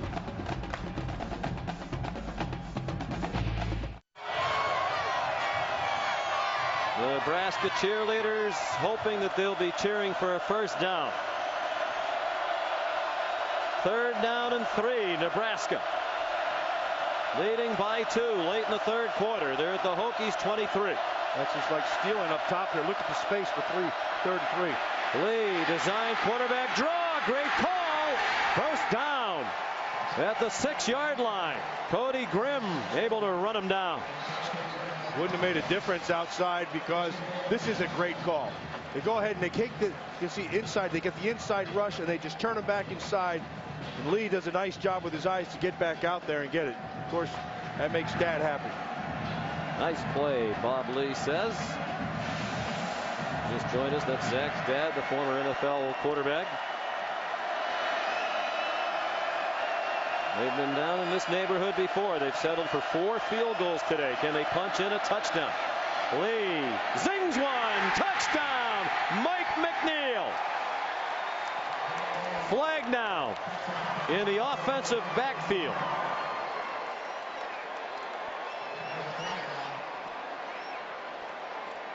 Holding, number 74. Ricky Henry. Repeat first down. That's a big one. So they finally answer the riddle of scoring in the red zone, and then they get hit for grabbing a hold. And is there a better or more loyal fan base than Nebraska? Traveled so well here out to Southwest Virginia. Watch Ricky Henry side. He's just man-to-man. There it is right there. They're going to take that every time. That's on Cordero Thompson. Cordero just gets to the edge and gets up inside and he got the arm to the throat. 4th penalty against the Huskers. 1st and goal from the 16, and now a flag before the snap thrown by the line judge on the near side. First it was the right guard, now it's the left guard. Dead ball, false start. Number 78, offense. 5-yard penalty. Still first down. Well, this could be huge if they wind up settling for a field goal. And the way they're going to the edge of field goal range, because the touchdown with the extra point gives them a 2-score lead, a 9-point lead late in the third quarter against an offensively challenged Virginia Tech team. Well, the touchdown came off the board on the holding call.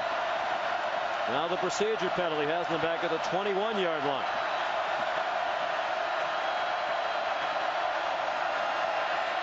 Five-man rush. Lee has a man caught. Incomplete. Oh boy.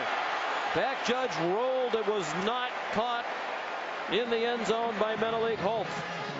Menelik Holt must not have had a foot down when he had control of that thing. Let's look.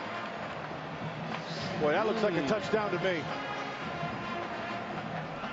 Have control, yes. Foot in, and that's a touchdown. Oh, he didn't control it all the way through. When he hit the ground and it came out, that's what they're calling. Well, the Nebraska coaches are barking at the official on their sideline, wondering if the replay official is going to stop the game to review it. Well, you have to maintain control all the way through. And that's what the back judge saw, wave it off. Good call. No challenge from Nebraska. Another quarterback draw. There's a flag down. Zach Lee's down at the 16-yard line. Tackled again by Cody Grimm. Self-implosion here. Man, don't beat yourself. That's rule Holding. number 1. Number 78, holding. Number 78, offense. 10-yard penalty, repeat second down. Well, Bo Pelini doesn't like it. Again, in these interconference games, sometimes the teams travel, they like to have their conference officials, and these are Big 12 officials, Nebraska's league, working the game today. Going against Worlds now. Oh, boy. Worlds beats him on an inside move. And Marcel Jones just gets his hands on. Looks like he pushed him from behind. That's a tough call. Now they are on the fringe of field goal range. There would be about a 48-yard try from here for Henry. Under a minute and a half to go. Blitz off the corner from Grimm. Lee gone away. Looking for a receiver. Throws it away. Good by Lee. Good by Lee. Just get rid of that ball.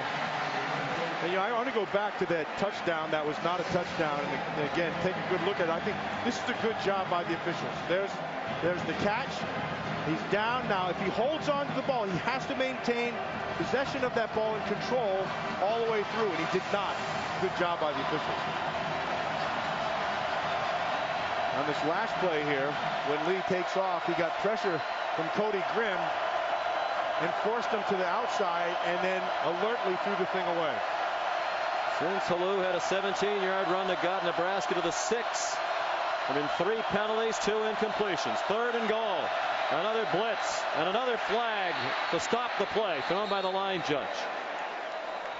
You can understand how there might be timing issues. This crowd is as loud as any you will hear in an outdoor stadium. Ball start, number 44, offense. 5-yard penalty, 4th down. Mike McNeil, the tight end, and a good tight end. This kid's going to be a good player. Of course, last year at the end of the game, there was a controversial late hit called against Ndamukong Suh when Nebraska needed a stop to get the ball back in the final minutes with Virginia Tech leading. Bo Pelini was so upset he got an unsportsmanlike conduct penalty that was the topic of conversation post-game. All he has to do right now, not try to get the whole thing back, but get enough so that you can kick your field goal. Lee, they're wearing out the quarterback draw. The Hokies alert to that. That's a loss of a yard. And every yard here could impact the decision whether or not to try a field goal. Barkwell Rivers made the tackle. They lost at least a yard there, and they went from a touchdown off the board and 1st and goal at the 6 to a punt. Sean, that was some aggressive play calling by Bud Foster. Now, he brought a blitz the last 2 times. He put pressure on him, and he had to pull it back down, and they're forcing the punt. But again, they beat themselves. Well, Henry's on the punt. They run Hosley back deep. Henry hoping to stop it inside the 5, and he could not. Took a hard forward bounce. Well, you mentioned a year ago, Virginia Tech trying to run out the clock. About 4 minutes to go. 5-point game. Nebraska thought they had the Hokies stopped on a 3rd down and 4, as you see near midfield. Likely would have forced a punt, but Ndamukong Suh called for the late hit. He said, hey, I was airborne. The player was still in bounds when I started after him. All I did was finish the play. I couldn't stop in midair. Pelini didn't like it. He got a flag, and that was essentially game over. Ryan Williams. That was a tough run. That's a good, tough run. I've been impressed by Ryan Williams today, and getting shaken off a little bit of a shaky ankle also from the 1st quarter. But he has been nothing but powerful. He kind of has he likes Walter Payton. He doesn't quite have Walter's style, but he's got his strength. Maybe in the 4th quarter you can explain to me how the Hokies win 10 games or more every year and play this kind of offense. I mean, how great do your defense and special teams have to be game in and game out to do that? 142 yards of offense for the Hokies as we go to the 4th quarter.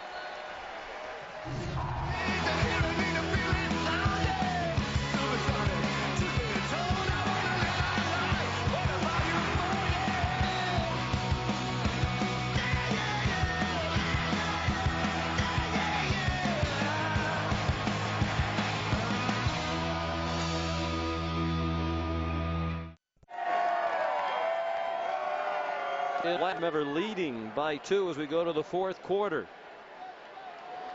Bo Pelini and the Cornhuskers looking for their first win on the road against a top 20 team in a true road game since 1997, when Tom Osborne was the coach, and any win anywhere against the top 20 team since they beat Michigan in the Alamo Bowl 2005. They've lost 11 straight games to ranked foes since then in the top 20.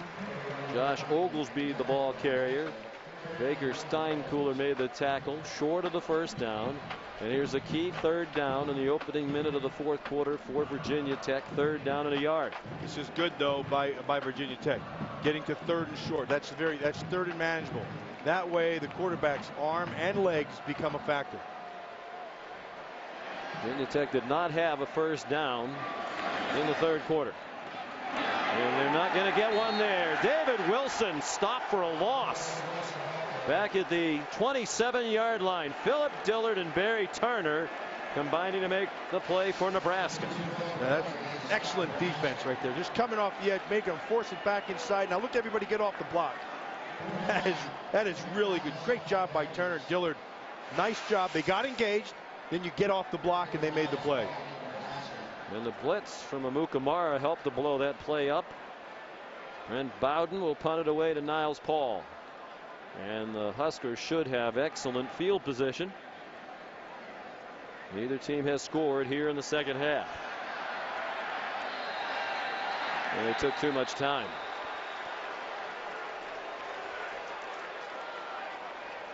Dead ball, delay of game offense. 5-yard penalty, still 4th down.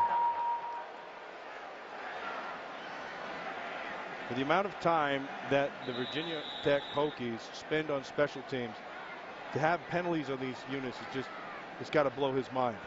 This guy is he is huge with special teams. Coaches most of the special teams units himself, does Frank Beamer, and has for a long time. They put their best athletes out there. Bowden's punt, fielded by Paul. He's not a fair catch kind of guy.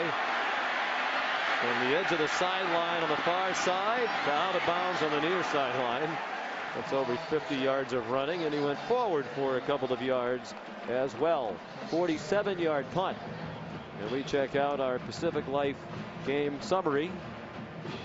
A defensive struggle was broken out as the sun comes back through the clouds here in Blacksburg.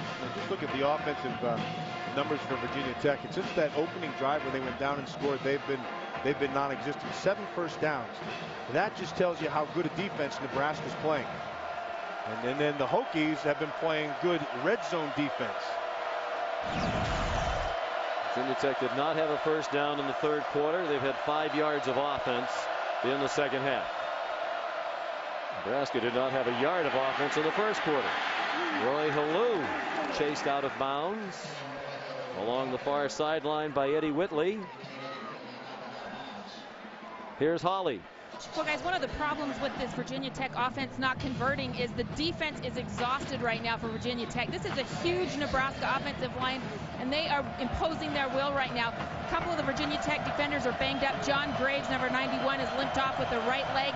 Jake Johnson's been out on the sidelines. Guys, they are really feeling this physical game right now. Lee, a good fake, throws into traffic, incomplete. Deflected by Cam Chancellor, who had coverage on Will Henry. He's had a heck of a game today, Cam Chancellor.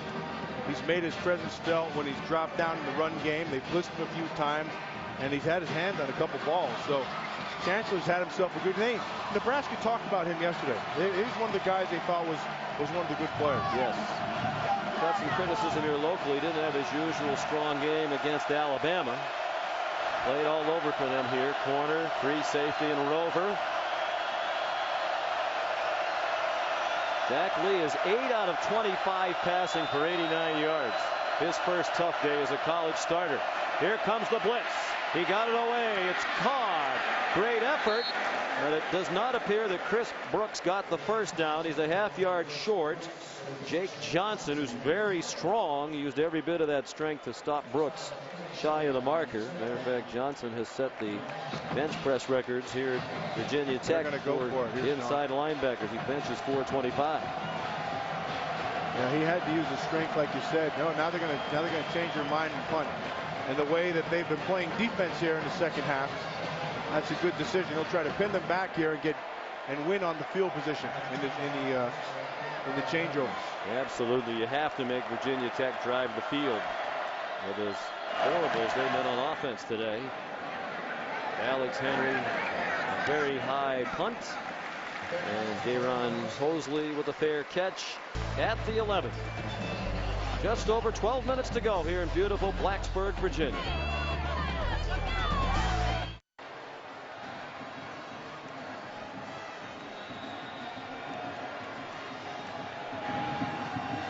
These fans at Sold Out Lane Stadium hoping for just a little bit of offense from the Hokies here in the second half.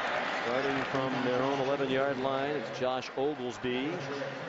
Ahead for 4. Jared Crick made the tackle. Sophomore defensive tackle for the Cornhuskers. Tyrod Taylor, he's got everything right in front of him right now. I mean, it's time for him. He's got to step up. I mean, it's just time for him to be the player that he's capable of being.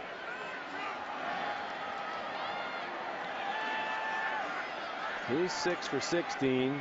Zach Lee is 9 for 26. I mean, you have to give a lot of the credit to these defenses. Both of them among the best in the country. Oh, he got away with that throw. Yeah, he did.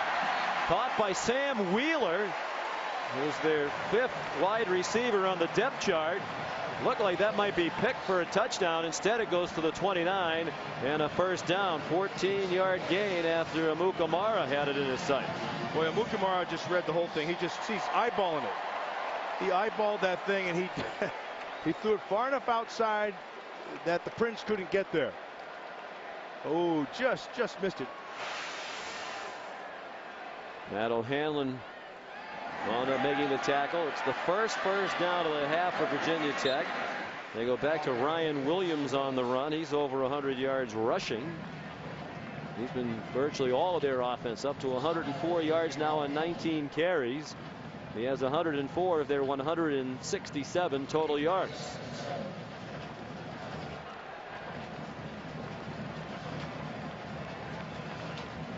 Not good here in the second half. Really, for both offenses, this has just been good defense in the second half. Who's leading in corner kicks? How about it? The soccer game is broken out here. Ryan Williams takes what they call the wild turkey snap here, their version of the Wildcat. And he's across the 35.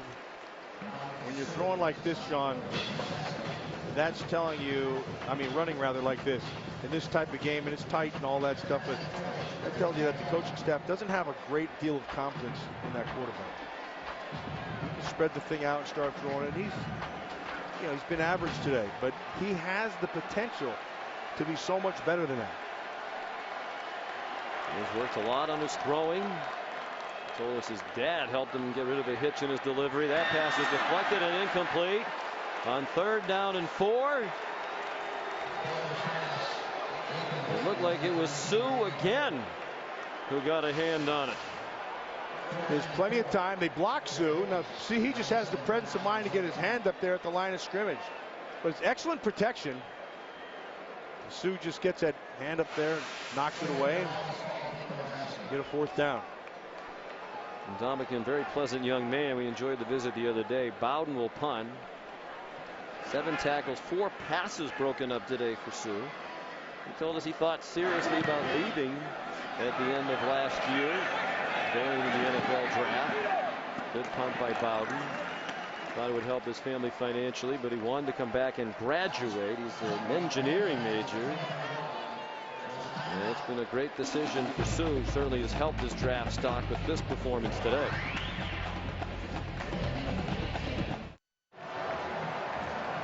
We're back in Blacksburg.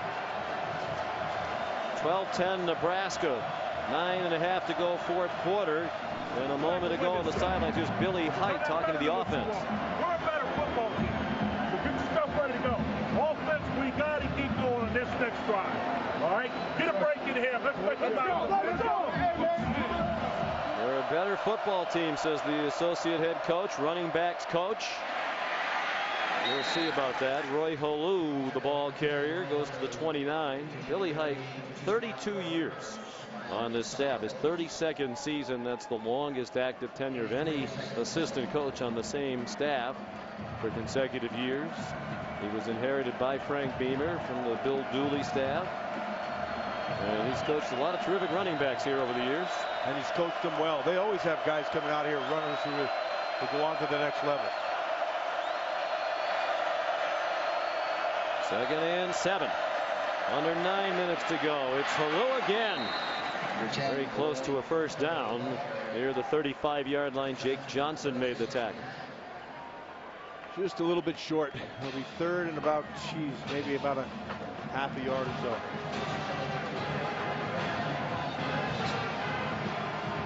Big play here for the Hokies. Big play for the Nebraska Cornhuskers. Halou 5 yards away from his career high, 166 against Colorado last year.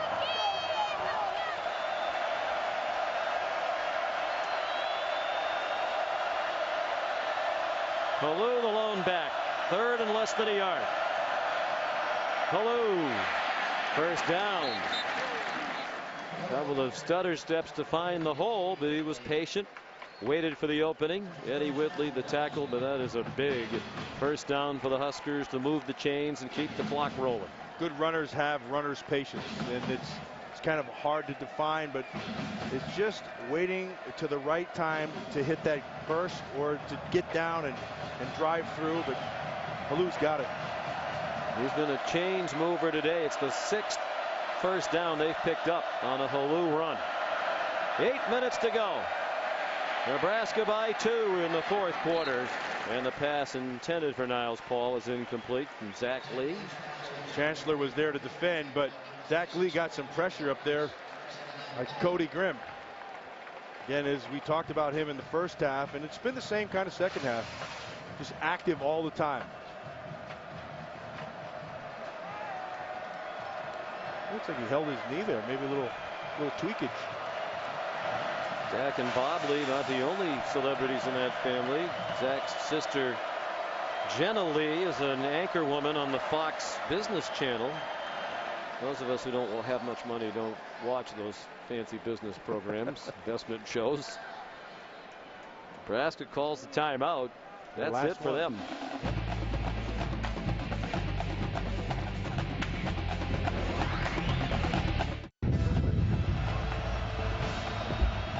We're back on the campus of Virginia Tech University.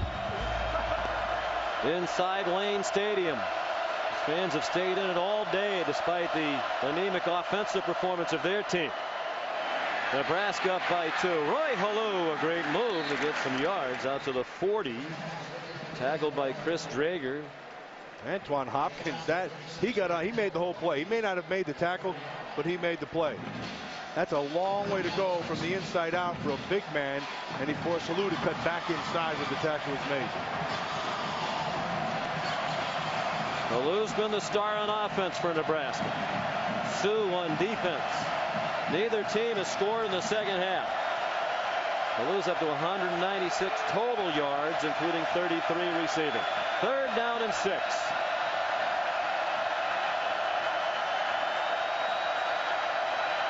From their own 40, Zach Lee has some time, has a man wide open behind the defense. Kerensky Gilliland out of bounds at the 25. And if that had been able to be a more accurate throw, it's going to be a touchdown. Well, they must have just blown the coverage because he was down there they just turned it over to the safety, but the safety you saw ran right past you. Looks like they just they blew that thing. But he got his feet down, he had control, and it's a big first down. If he could have turned and stayed in bounds, there was nobody behind him for Virginia Tech. First catch of the day for Kerensky. 35-yard gain. Now they're in field goal range. And a touchdown with the extra point would just about put this one out of reach. Roy Halou tripped up after a run to the 24-yard line by Barkwell Rivers and Jake Johnson. And this is where Nebraska has stalled all game long. Right down here in the red zone. They've had to settle for the 4 field goals. And credit to the Virginia Tech defense because they've come up big down here. Last time the flag beat them and pushed them back. Now it's on them right here. Under 6 minutes to go. Virginia Tech has all of its timeouts left. This defense played valiantly all day. They cannot allow a touchdown here. It's just about game over. If it goes to a 9-point lead for Nebraska. Halou, tackled by Nikos Brown, son of Chuck Brown, known as the godfather of go-go. Going to be it's a big third down. Big third down for both sides. And you can see that's a new career high. So Halou to a new career high. 4 yards better than the total they put on Colorado. But a lot of key third downs today. Each team's had 15 third down plays, and they're both 6 out of 15 for the day. 3rd and 3. Halou. Can he get away? No. Stopped by Rashad Carmichael with help from Jason Worlds. Lost 2 yards on the play. John Carmichael made the tackle, but the play was made on the front side. Nice job of forcing it to cut back. Nikos Brown was there, and Halou had to cut everything all the way back. And then Carmichael made the tackle for the loss and sets up another field goal. Good red zone defense again by the Hokies.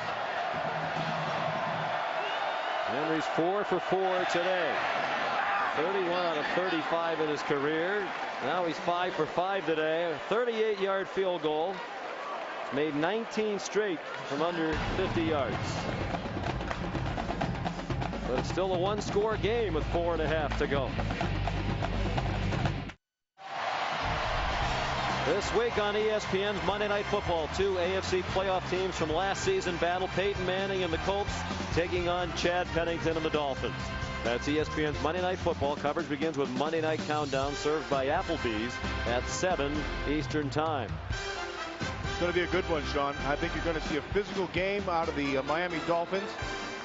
And now you see with Peyton Manning, his receiving core just dwindling. He's down to Reggie Wayne, who's good enough. That should prove to be a pretty good football game. They'd love another touchback from Adi Kunalik. That's his specialty. Good kick. Tyrell Roberts takes a knee. About 7 yards deep in the end zone. Time to head back to New York for Matt Weiner and a Sports Center Right Now update.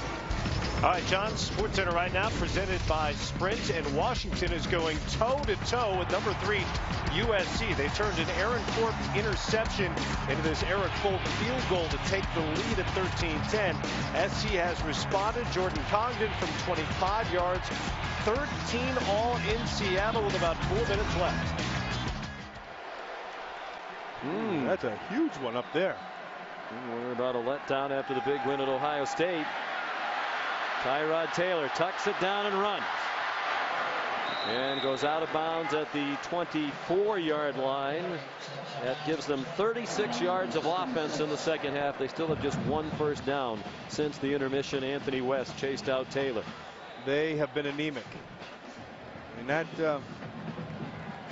right now, and I'm going to credit the Nebraska defense because they've done everything they've been asked to do, and it starts up front again. Ndamukong Suh, the Indominator. He's played a whale of a football game. Setting up a screen. Nebraska read it well. You could see them stop the rush, and Larry Asante made the tackle. Part of this defense. He's a Virginia native from Alexandria. He said he has about 40 tickets here today for friends and family members. What they're seeing is a good effort out of Asante. He's made a lot of good tackles, and his coverage has been impeccable. Yet another critical third down. 3rd down and 4. 3.5 minutes to go. Taylor steered it to Greg Boone, the tight end, for the first down. That was not a particularly confident throw, but he got it there and with just enough to move the chains for just the 2nd time in this half. Well, you're just going to watch Boone. He's just working on the backer right there, and he just powers right there. See there? Just a simple go down, get by the sticks, and then make sure he falls forward. 283-pound tight end, former quarterback in high school. Taylor pulled it down, zings one, good catch. Jarrett Boykin on a ball thrown a little bit behind him out to the 45-yard line, and a first down with 3 minutes to go. A gain of 14, and they'll come up quickly. And they're going a little bit of a hurry up, but that's all Boykin. That ball was thrown a little bit behind, and he does a great job with his body to come back and catch it. And with those gigantic hands Holly told us about earlier. Comes a blitz off the edge.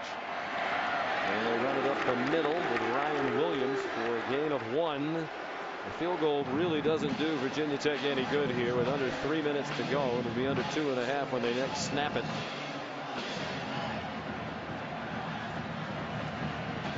They have all their timeouts left. Trying to go with a hurry up so Nebraska can't make any kind of changes. Fingernails in short supply here at Lane Stadium. Low throw. It's caught and now ruled incomplete. Jared Boykin, the crowd thought he had it, but the officials ruled no catch, covered by the Virginia native Larry Asante. Asante's right there on top. Again, they've been bringing some pressure here. They're bringing pressure on Taylor. He's getting good protection.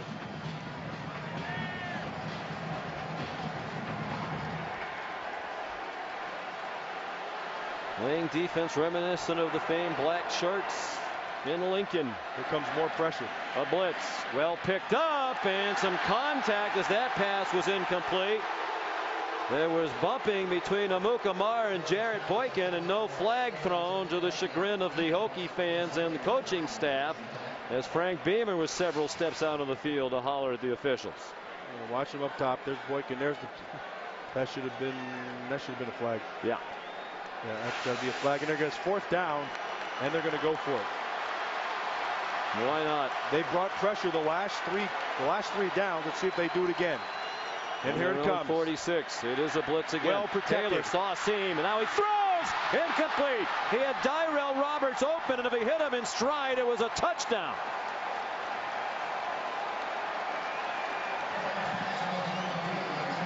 They gambled. Nebraska came with the pressure.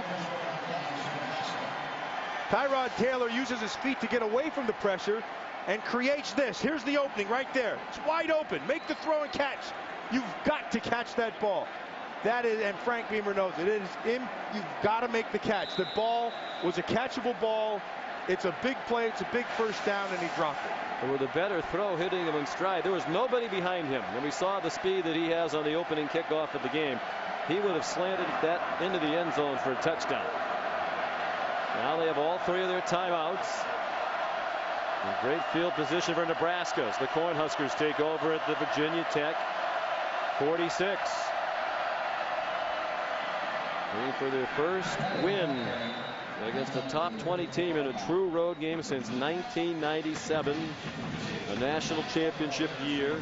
Roy Halou Jr. carried a gain of about 1.5 yards and a timeout called by Virginia Tech, leaving them with 2. This is a chance to look at today's City inside view. So if you're wondering how he got wide open, they rolled back to a cover 2. You're going to see this. The safety's going to kick back. It's going to be 2 deep and 5 underneath. They're going to get the jam and let him go outside, and then the safety right here, his eyes get him in trouble.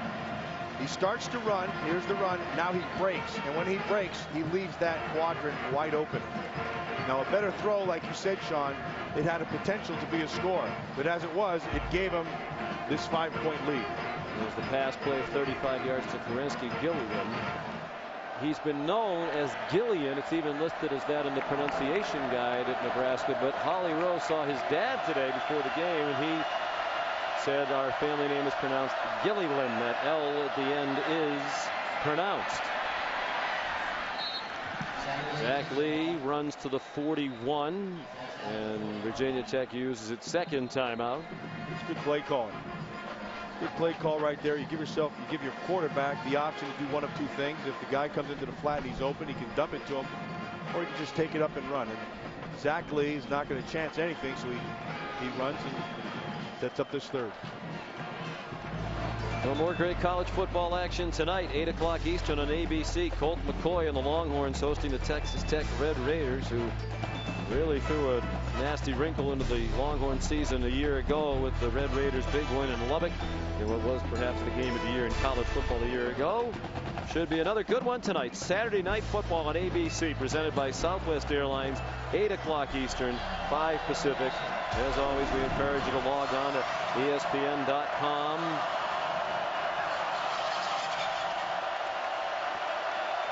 No wins ever for Tech on the road against the top 5 opponent. Lee takes off running. A first down would just about do it. He stopped short. And now Bo Pelini has a decision to make on 4th down, about 1.5 yards. Last time out used by Virginia Tech. Now you pin them back. Yeah, punt. You try to kick this thing into the corner and try to pin him on the sideline, and then you let this Ndamukong Suh kind of take over like he's done the whole game. Defense for Nebraska has just played outstanding football. They came out with that opening drive and gave up 7, and past that there's been nothing else. It's been all Nebraska defense, and that man's been the leader right there. Let's welcome back in Holly Rowe. Well, guys, after Nebraska's first game, their coach Bo Pelini basically called the defense soft. And Ndamukong Suh told us this week, coach said we were out there playing patty cake. We weren't physical enough. Our pad level was bad. We played too high. And they really took it to heart. They were better last week, but boy, have they been after it today, guys. You got to think that Bo Pelini won't call this defense soft after the performance they've put on today. And Bo Pelini does have the punting unit out there. Why give this Virginia Tech offense a short field? Make them drive as much of the field as you can. Now, of course, with Beamer ball, you better make sure you block if you're Nebraska. And they do. Henry knows to get rid of it quickly, and a great punt. Out of bounds near the 10. Inside the 20, exactly what you need to do. Now you make them drive the field because they need 6. Well, Bo Pelini said yesterday that Alex Henry is a rock star. He talked about the environment playing here. He said he know at least one guy who wouldn't be rattled by it, my kicker. I don't think Bo had good confidence coming into this game. He knew that if his team played to its capabilities, they had a great shot to win this game. And he's right on the money. And he said last year when Virginia Tech came to Lincoln, he didn't think his team really believed they could win against a team of that caliber. He says now we expect to come here and win this game. Too many men on the field. That's another way to play great Nebraska defense.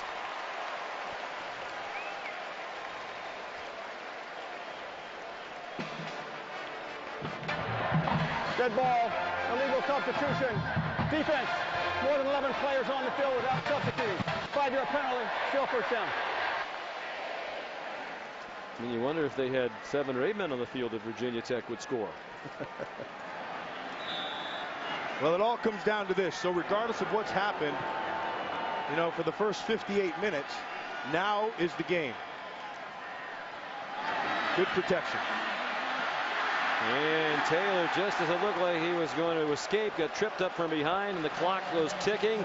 Jared Crick tripped him up.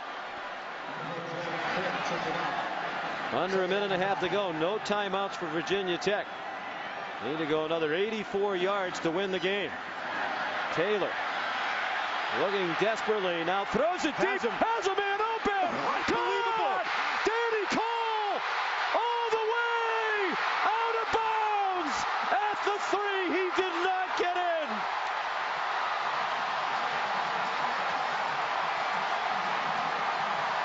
Like we said, 58 minutes. It doesn't matter. It comes down to right now. Watch the protection first. Good job, and then Tyrod Taylor makes the play, both with his arm and with his feet. Watch right here. He's going to create a little bit, buy some time, and then spots Coyle down the right sideline, and then it's just a race.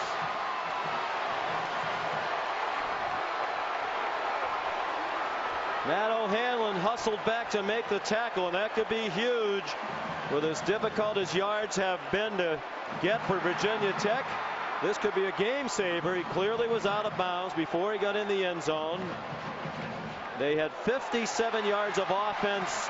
There he is on the sideline. The ball nowhere near the end zone yet. The crowd's roaring, but his foot is on the sideline. Yeah, I think they're going to look where to spot this thing too. Where's the ball when he goes out of bounds? At the 2. His foot's inside the 3, and the ball's ahead of him. They've spotted the ball on the 3, so at the very least they should move it a yard forward. They had 57 yards of offense in this half before that play that goes for 81. Perhaps another yard if they do move it a yard ahead.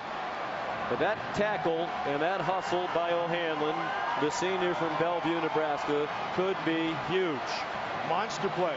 But again, another blown coverage, just like we saw earlier that Virginia Tech did. But O'Hanlon gets on his horse, and boy, he took a great angle, and that's a big-time play right there. And at this point in the game, how can you let anybody get behind you in that secondary? Yeah, well, and again, this goes back again to Tyrod Taylor with his feet. But they had their eyes back. You saw the corner back inside. West took his eyes inside, and then the corner, he goes right past him. Can they score the touchdown? First and goal from the 3. They did not move the ball forward. They blitz Taylor, and he is taken down back at the 10-yard line. And it's O'Hanlon again. And they're going to spot it at the 11. No timeouts left. Under a minute to go. Well, you have to wonder about that call. You had Williams pounding it forward from time to time today. And they run a play that runs the risk of a big loss, and that's what happened. And they're taking time as well. Pressure again off the right side. And Taylor forced to scramble. Will he throw it away? He throws it up for grabs. Incomplete over the head of Greg Boone. 3rd and goal from the 11. Virginia Tech down by 5 with 33 seconds to go and no timeouts for either team. Matt O'Hanlon, though, 2 outstanding plays. I mean, what a great job to run him down. And then they come on the pressure, and he makes the sack. And of course, now you're down to 3rd and goal from the 11-yard line. This Nebraska defense has played valiantly all day. One colossal breakdown, but now can they cover it up with a stand in the final minute? Taylor, design roll to the left, now comes back to the right. Waving receivers around, nobody open. Running out of time, finally throws, and it is gone! Touchdown, Tyrell Roberts!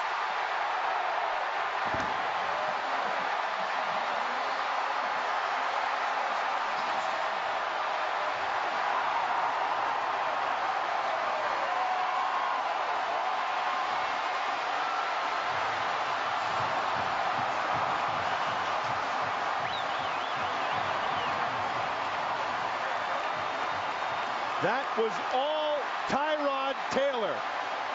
Awesome patience, great feet, and vision to be able to find him in the back of the end zone. That's unbelievable. What a great play. And now they're going to go for 2 here, Sean. 11-yard touchdown. They went 88 yards in 5 plays after they had done nothing all half. They're going to line up to go for 2. The officials are reviewing this. Apparently they want to make sure it was a catch. And you can feel the anxiety among the sellout crowd of Lane Stadium. They're wondering, why are the officials looking at this? Is it possible they could take down this dramatic touchdown? Now that's a catch. That's a catch all the way. You can understand why they want to be sure, but it's absolutely certain.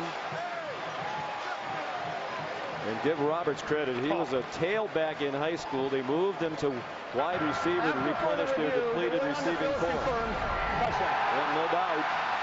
And he is very quickly emerging as a big play threat. He had a big kickoff return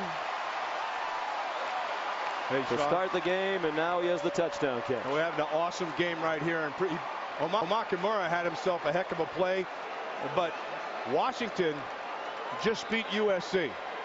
How big is that? And college football gets more fun every day. Yeah, it's been a wild few weeks to open the season. Still time to go here. Bear in mind, Nebraska has a great kicker. They'll get another chance. Virginia Tech trying to go for 2, make it a 3-point game. Then a field goal could only tie them. And of course, you don't want to turn it over on the 2-point play and have Nebraska run it back the other way, which is a possibility. And with that in mind, Taylor doesn't want to risk a catastrophic mistake. So it's a 1-point lead, and a field goal would win it for Nebraska. This is all Tyrod Taylor. Again, he's buying time with his feet. Now what happens when you're, as a defender, you try to start to roll to him. But this is just, you know, this turns into just schoolyard football. And when you start to roll like this, you have to plaster. And that's what Prince Amukamara does in the back. See him in the back of the end zone. And now, Terrell Roberts, he stops and goes the other way, and just that little bit is able to get the score because Amukamara is right there to bat that ball away. And it's very hard to ask any secondary to defend for that long when they couldn't get to Taylor. Bo Pelini knew it wasn't going to be good. The defense great all day, and then a couple of breakdowns on the final drive when it looked like they had Virginia Tech dead and buried. Justin Meyer with a big kickoff. Still a chance for Nebraska. Alex Henry has a strong leg. His career long field goal is 57 yards. They'd love a big return from Rex Burkhead or Niles Paul. No timeouts for Nebraska. And a good kick. Burkhead's a true freshman with good speed. And he's chopped down shy of the 15 by Zach Luckett. Let's send you back to New York and get an update. All right, Sean, the biggest upset of the young season is in the books in Seattle. Washington goes 10 plays, 63 yards for Eric Bolt to win it. The Huskies, winless last year, have knocked off USC 16-13, a signature win for Steve Sarkisian.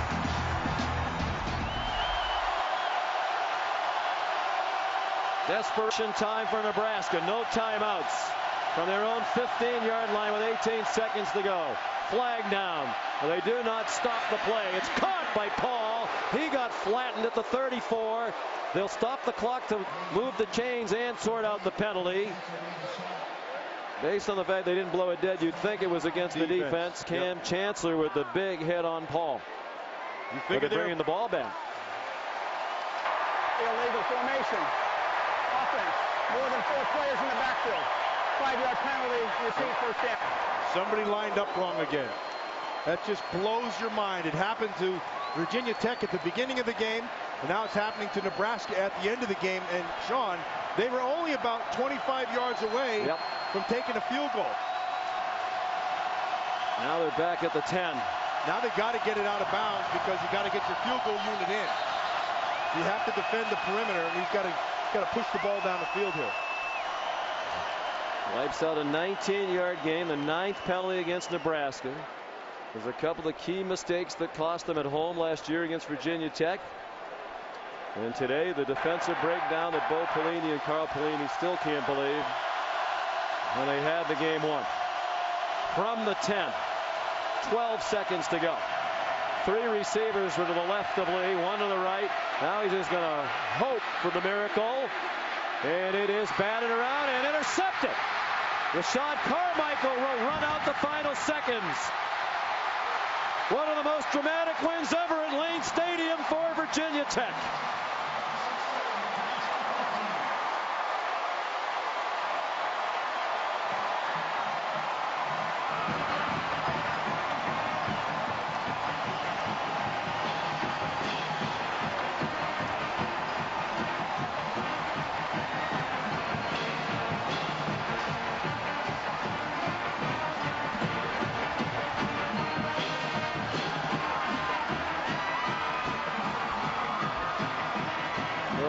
With the win, avoid losing 2 of their first 3 games for the first time since 1995 when they started 0-2, and Nebraska will have to wait for another day to get that long anticipated win on the road against the top 20 team. Here's Holly Rowe. Well, Coach Beamer, your offense hadn't particularly worked all day, but with the minute left, what changed for Tyrod Taylor? Well, he just made a great play.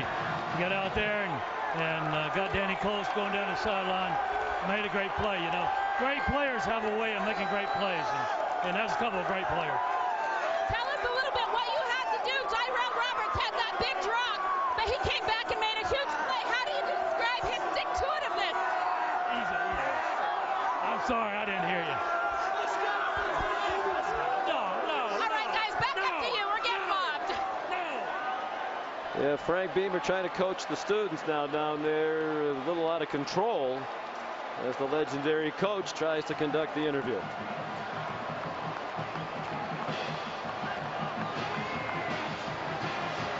Another memorable day here in Blacksburg, Virginia. The final score, Virginia Tech 16, Nebraska 15. Miami's here at Lane Stadium next Saturday on ABC.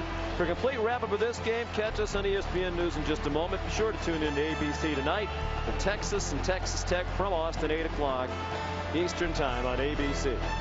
Now for Matt Millen, Holly Rowe, and our entire crew, Sean McDonough saying so long from Blacksburg, Virginia.